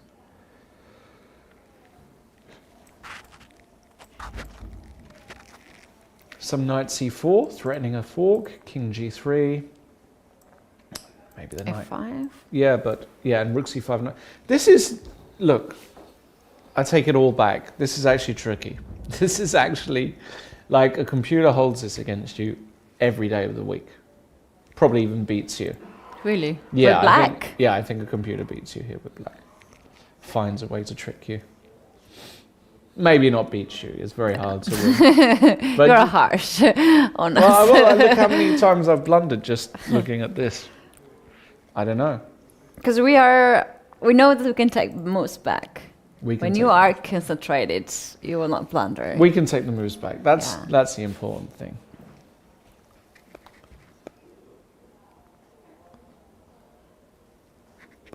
Yeah, this is brutal. Wow, what a hard game as well. Imagine you're playing this today. This is, what are we, hour 5? And... it's a really long day, yeah. You know, these guys, chess is hard. Chess is just so hard. People don't realize how hard this game is. Look at this, we're on move 52 and he's got 1,000 things to look at. At this point, I'm sure they don't really feel the tiredness. No, because they are still, they feel, in this sense of extreme. Yeah. All these feelings. I don't believe Alekseenko feels no tiredness. You don't think so? No way. You feel tired after the game, of course, when you eat, when you realize everything. But right now he feels sad, he feels angry, he feels disappointed. F takes g2. Stress. But well, it's not over yet. It's not over yet. He took that pawn with some vigor. So f takes g2 on the board. Now, you have to take the pawn. You don't want to blunder rook h1 check. That's very important. If you take with the rook, it feels... Actually, you can take with the rook. Knight f3 check, king f2. The pieces are on the wrong side of the board. Maybe he just does take with the rook here, actually. I think he should take with the rook. Not fear this check. It's just one check. King f2. Rook f4 threatens knight h4. And now you can put your king on g3. This is gorgeous. This is the way to play chess. Knight h4, you get your rook out the way. There's a check, but the checks eventually will run out or will find a way to block. Look at this construction. You give me a check, I put the rook on g2, and then I just run. If you've run out of check. Okay, let's see. You captured with the rook. Yeah, this is correct. This is correct. Game of his life, probably. Probably game of his life. Beautifully done. I love the way how he's playing. This is why open tournaments are so treacherous. They're so dangerous, even for top players. You can lose in round 3 to a guy who's 25 years old, no problem. How old is Alekseenko actually? Alekseenko himself is quite young as well. I was going to say, yeah, probably a young guy. Let me check that quickly. 27 years old. 27? Born in Russia? Yeah. Kirill. And represents Austria for past 2 years. Yes. Okay, we have some more moves. Knight f3, king f2. Alekseenko will play probably rook f4 to just see if he sees knight h4 check.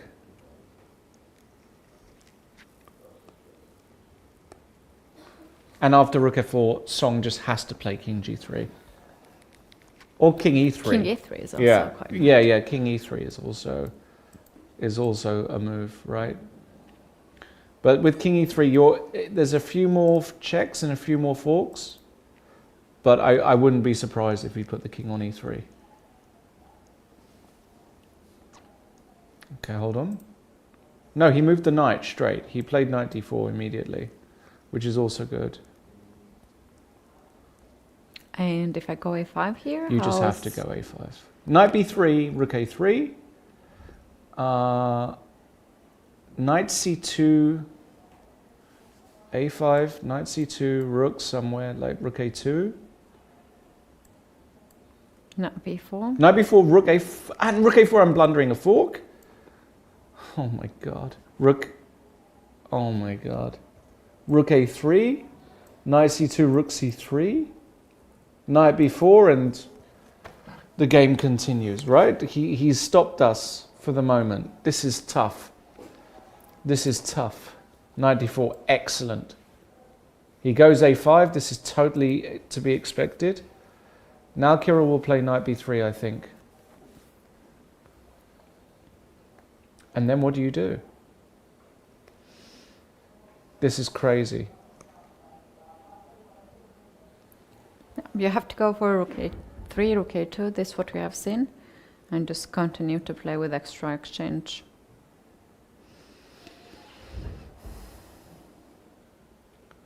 Wow, what a this is just, what a game.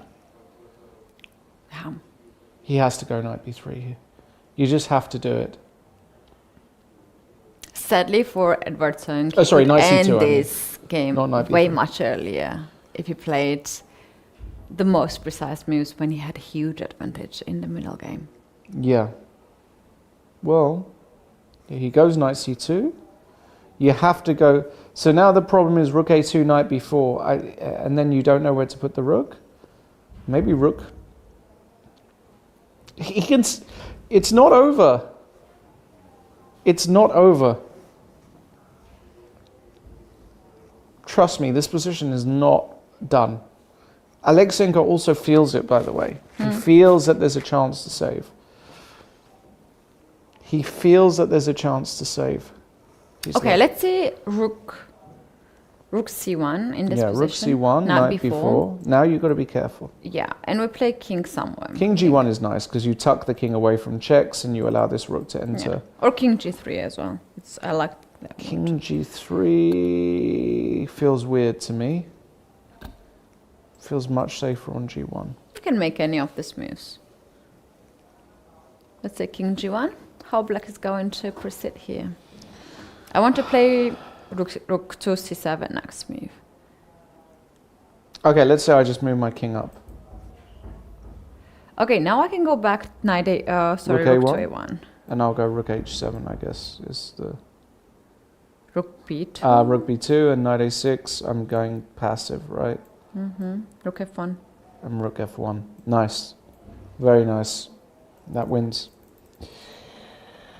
Yeah, it's still winning. What can we say? It's still winning. Edward Song went knight rook to a2 instead. Yeah, now knight b4. And what's he going to do? Is he going to gain some time? He's going to go rook a1, allowing knight c2. Maybe gain a minute on the clock. Rook a3 he played. Okay, Kirill has to play... Well, I say has to play knight c2. He doesn't actually have to play knight c2 here. Crazy game. Seriously, what a crazy game.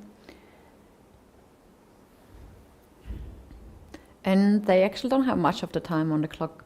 Kirill has 3 minutes, a bit more than 3 minutes. And Edward has 5 minutes and a half. Crazy. Absolutely. Anything can happen still. Anything can happen. Anything can happen.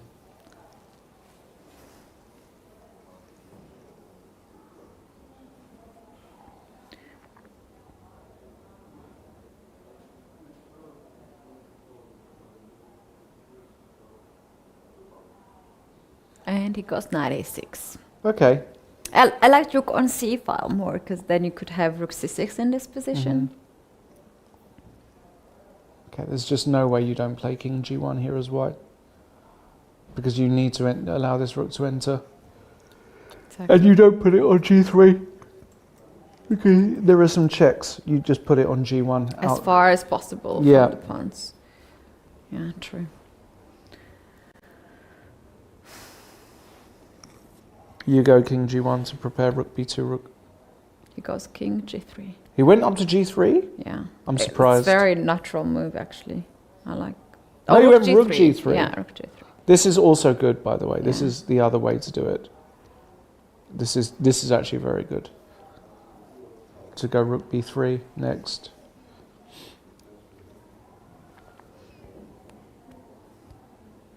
No, I think this is still... And you can chase the rook, because like if you go rook to b4 or rook to c4, wherever you go, I can play rook, offering the trade rook c3, rook b3. Yeah, I like this move even more. Alekseenko not so sure with his move. 2 minutes 30 seconds on the clock. He goes king to g6. King g6? Yeah. Okay, you have to go rook gb3 here. There's just... Or where is the correct way? Oh, maybe c3, sorry. Maybe c3 is better. One of these squares, I don't know which one. I'm too tired to work out why this might be a mistake. Maybe because knight c5 hits the rook, yeah. Rook c3 is really natural. And then you hit the knight, and eventually you push. By the way, question. Listen, watch this. Okay? Is this ever holding? No, rook f3. Yeah. I'm trying to find a construction where... No, we can never hold this. You can get rook on the f7 or f8. No, but I'm going to get rook king on g4. Let's say you did that. Let's say this. King g4. Yeah. And then? And Zugzwang, probably. Where is the Zugzwang? Let's just say rook a8. Okay. Check. I mean, it has to be winning, right? It's a whole extra rook. It is winning, yeah. No, of course it is winning, but I tell you, I bet a computer would hold this against you. Oh, come on. I'm serious. Oh, come on. I'm serious. Oh, no. I think a computer You're underestimating Yes, me. I'm doing this to you. I have to show you. No. I want to see colors. live. I want to see a live video. I want to see you playing a computer in it. I want you to place... I'll do that. I'll do that. On a Okay, serious bet. Like serious. No, you can That do- the wine cannot save. Yeah, no wine. You can get your wine back. No. Yeah. Absolutely no. Serious bet would work. Wine is though. Do you really think you'd beat the computer? The computer You think would. you can't beat the computer in this position? I think the computer will make it difficult for you. It will make more difficult than we can do. Okay, maybe it's a bit much. It would I'm definitely not. It'll be like making it serious. It is a rook. Okay, would you beat the computer king and queen against king and rook? I've tried that recently and I failed it actually. I was training. Yeah, it's tough. It's not tough, easy. yeah. It's Computer puts up really good resistance. Yeah. Okay, what actually happened in this game? Rook GB3. Okay, well. Is Kirill going to go knight C5 here? 1 minute 47. Tough.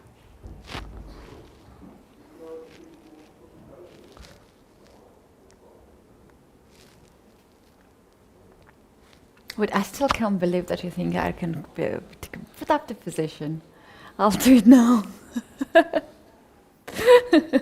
In 50 moves.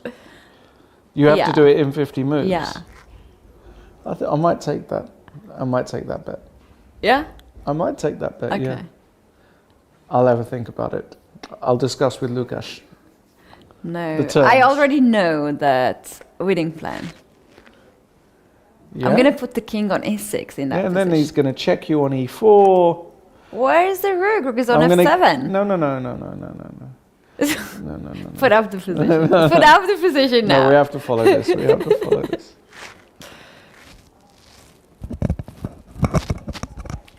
I'll tweet it later. I'll tweet the position and ask the Twitter world. Is a woman grandmaster but you can't. capable? But you can't study it because you could study it. No way. No, I will not do that. I will leave computer here. Okay. I'm not sure. Okay, what's going on in the game? Rook f4 check. Okay. So you go king. You have to be careful where to put the king. King g3. This is the move, of course. No checks. You put the king on g3.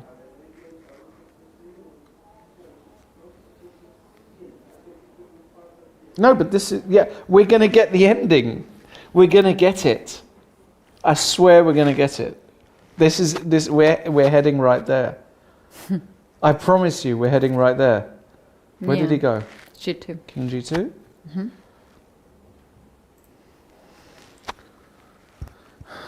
Okay, another check will probably come.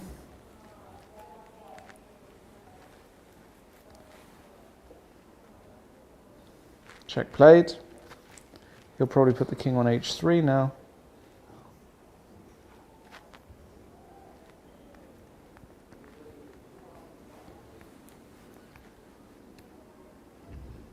Wow, I can't believe you think you would beat a that's crazy. Can't believe that you think I cannot beat computer. That's in crazy. 50 moves. Are you tweeting right now? No, I'm not. I promise You will get. I promise you. You get bullied if you do that. No. Don't do that.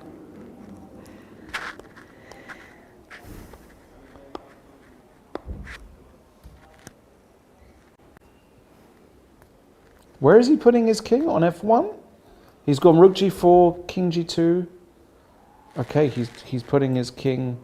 Where's he wants to run? Very strange, yeah? Very strange. He had a moment to put it on g3 with no checks. King e2, he wants to go. And finally after rook, I don't know what's going on here. You could do that right away after check on f4. Very strange.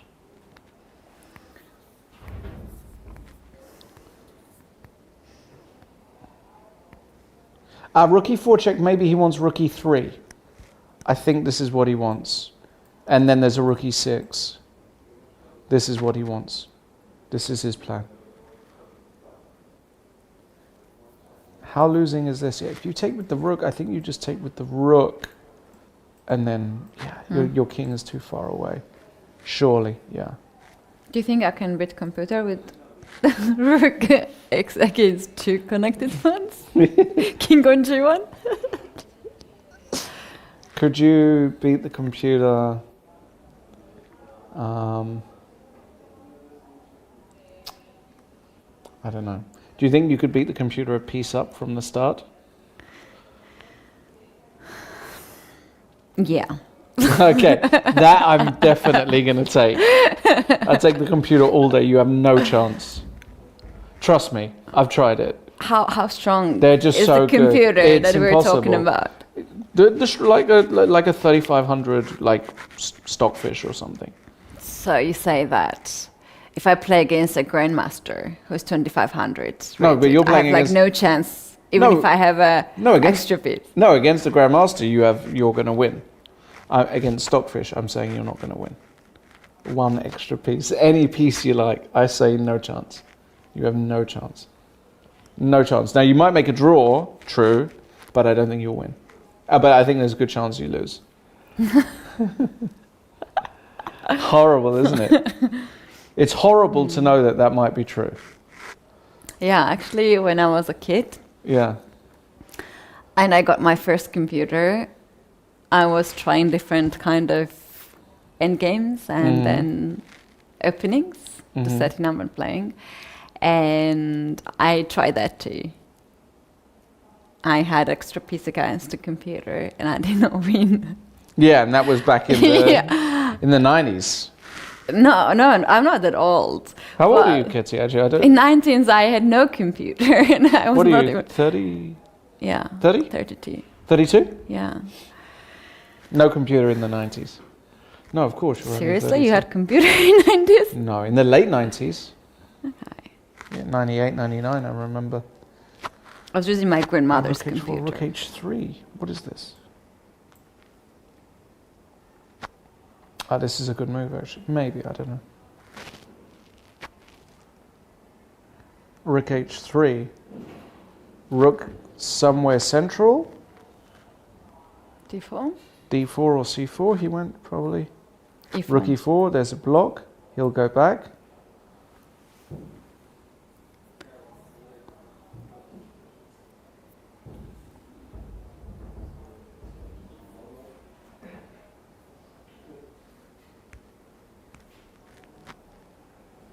I guess you've got to go back, Kirill, right?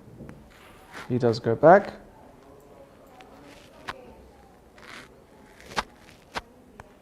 And now finally Edward Song has to commit to Rook E6.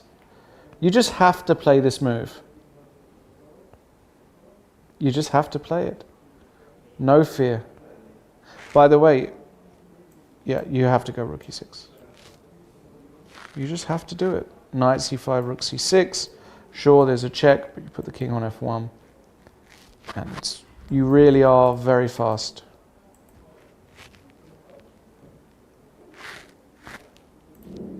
He does it. I love him. He's my favorite player in the whole world.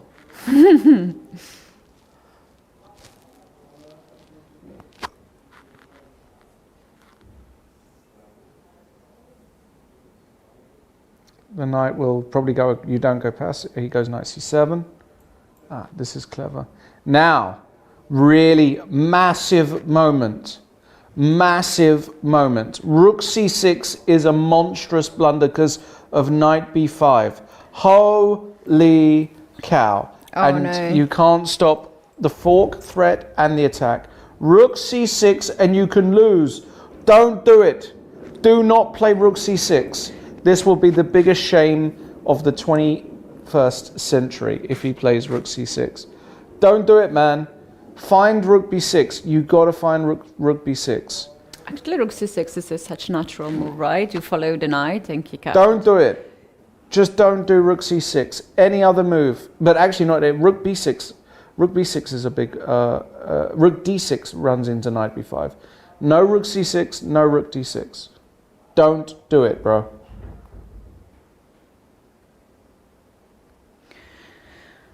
Oof. It's never-ending drama in this game, right?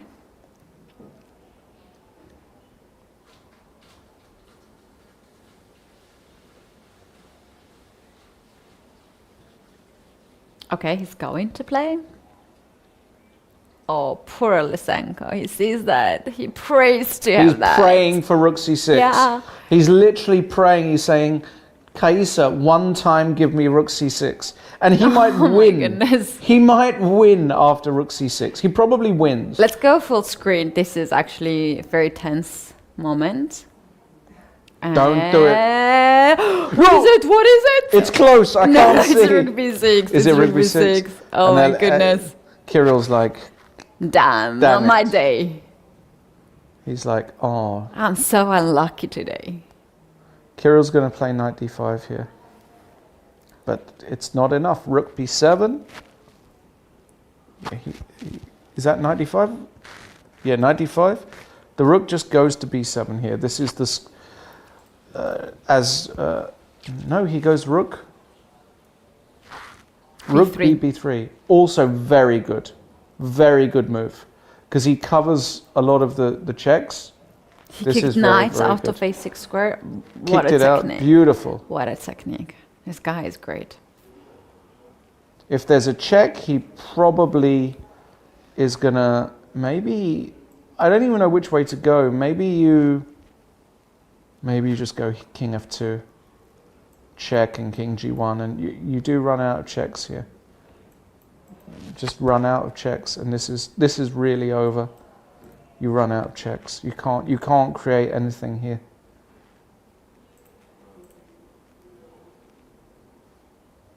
I love rook bb3. Really good move. Kirill in huge trouble.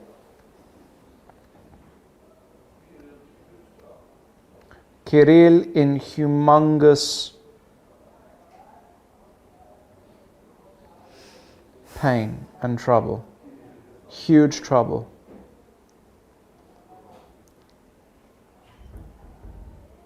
What is he going to do? 32 seconds, no time, no position, no moves, no hope. And he goes with knight to f4 check. Yeah, and He now has to find some checks now. now you just have to play. Any move is good. Any move is good. King f2 is the move. It's one check. You put the king on g1. There's no fortressy perpetual check. You just go king f2, rook h2, king g1. And really we might get a resignation. Well, we're not going to get a resignation, but we're going to, at some point, when the checks run out and this pawn runs down the board. Knight went too far from the queen side, so rook is not a piece to stop this pawn. And all Alekseenko is counting on is as much checks as possible. But we know that he will run out from the checks.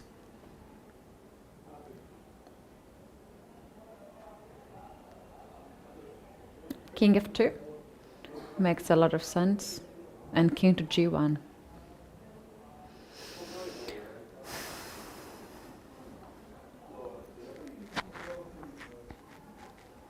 He does it. King f2. Game of his life. Game of his life. Unbelievable. Alekseenko 40 seconds. He just doesn't have the time to do anything. He will give the check because there's just nothing else to do. And he'll put the rook, put where to put it. There's not much to do now. If you stop the pawn with the rook, you will. He's going to do this. He's going to give the check. The king will come to g1, 100%. You don't ever go king g3 here, right? Mm-hmm. It's okay, probably. It's okay, but you don't necessarily need to do that. It's not human to do it.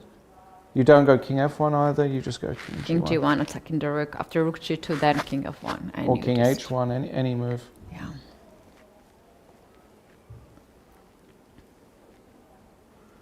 1 minute 44.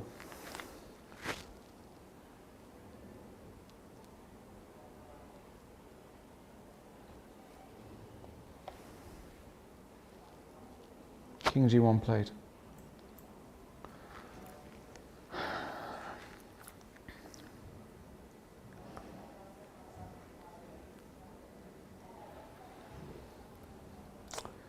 And that is going to be the end.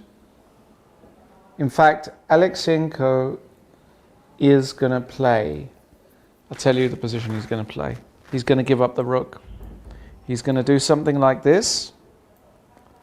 And he's going to try and hold. White's move, rook b7. He's going to try and hold this position with knight h5. Come on. I'm serious. He's going to try. He's not going to give up.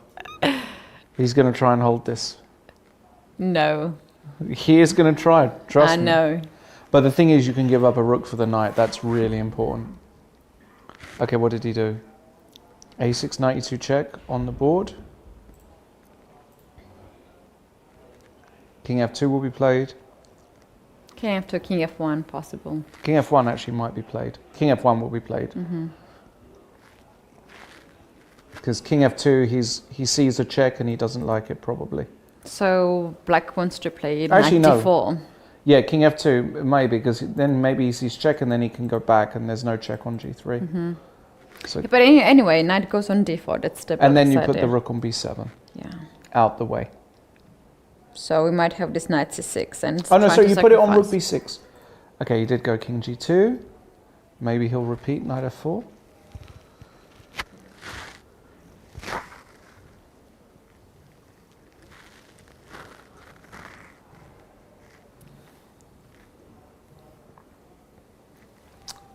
Fighting until the very end. Kirill Alekseenko. What a hero. What a battler. What a battler. Yeah. No, he does go knight d4. Now, the move you play here as a professional chess player is rook b6. Just limiting the knight.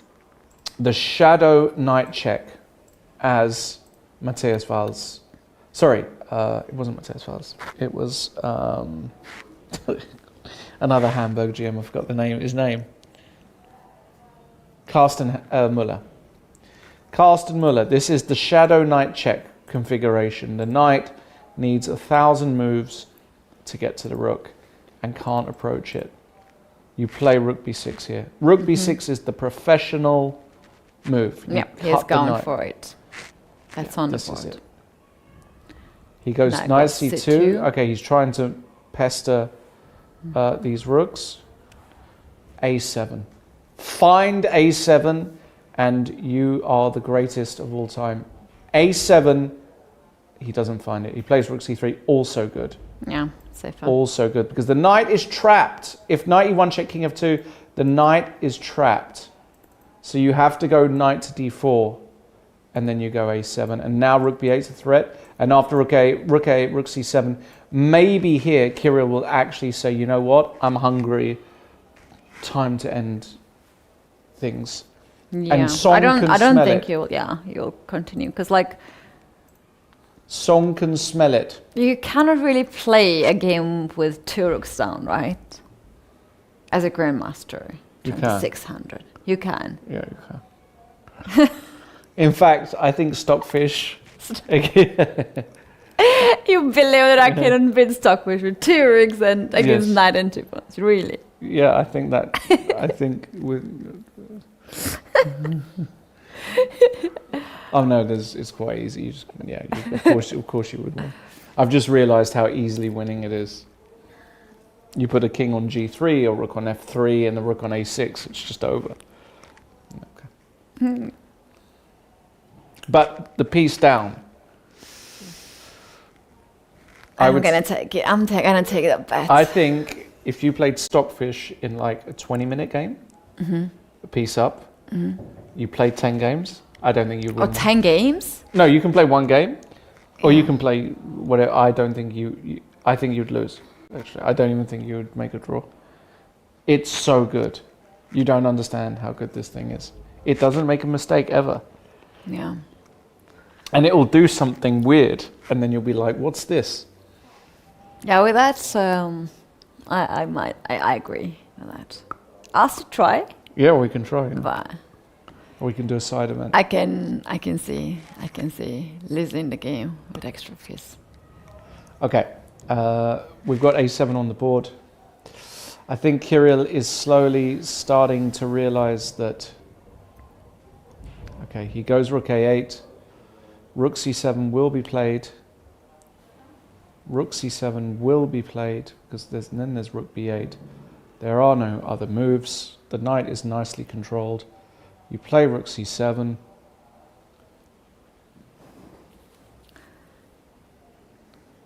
You just play rook c7 here. There's just no other. Rook a3 is also good, but rook c7, you control more squares. Rook c7 is the human move. Kirill knows. He knows that the end is near. The end is near, Mr. Alekseenko.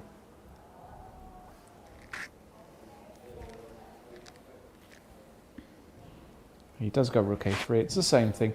And Alekseenko... Oh, that's the handshake. Resigns. He's had enough. Oh my goodness. What a game by Edward Song. 24 years old from USA. He played a brilliant game. He could win this game earlier, but he gave us a really nice technique in the end game. Beautifully done. Probably the best win of his career. I imagine he hasn't beaten anybody of Alekseenko's quality. This was an outstanding game. Tough Everything game about for this game. Alekseenko, he has to come back. His first edit in this tournament. And this is not the game he wants to lose. Definitely when he's the top player. We can see Edward being happy. Look, I mean, this Wow, happens in sport, in chess. You can be the big favorite and lose and play against somebody who just played brilliantly. 94.3% accuracy today. And he's... Look at him, he is smiling. a happy guy. You got to be happy. 3 out of 3? Oh my goodness, look at him. Best game must be of his career. And wow, wonderful. yeah, unbelievable. By the way, look, the whole playing venue is empty. yeah, we still do have one game, board 2, believe it or not, it's still going on, but it's very equal. And we have had a very long stream. So, Ketty, I think what I'm going to do is I'm going to call it. I'm going to call the end of the stream today. Today was all about one player. It has been a dream day for international master Edward Song, who has defeated the top seed with the white pieces in an incredible battle. And with that, he moves to 3 out of 3. There are a bunch of other players on 3 out of 3. Marc-Andrea Maurizzi with a very easy win today with white. Ido Gorshtein. Vetokhin is on 3 out of 3, as is Shamatava, your countryman. I think there might be a few more as well. We'll get the results tomorrow. But that's going to be it for us for today. We're going to be back tomorrow. Same time, same place. It was a long day. Long day. Really, really nice day. You have seen a lot. And many more rounds to come. So guys, thanks very much for watching. Thanks very much for not trusting me against the stockfish. One piece. But you guys, we'll meet you tomorrow at 4:30 CET, and we promise you that's going to be more exciting. See you. See you.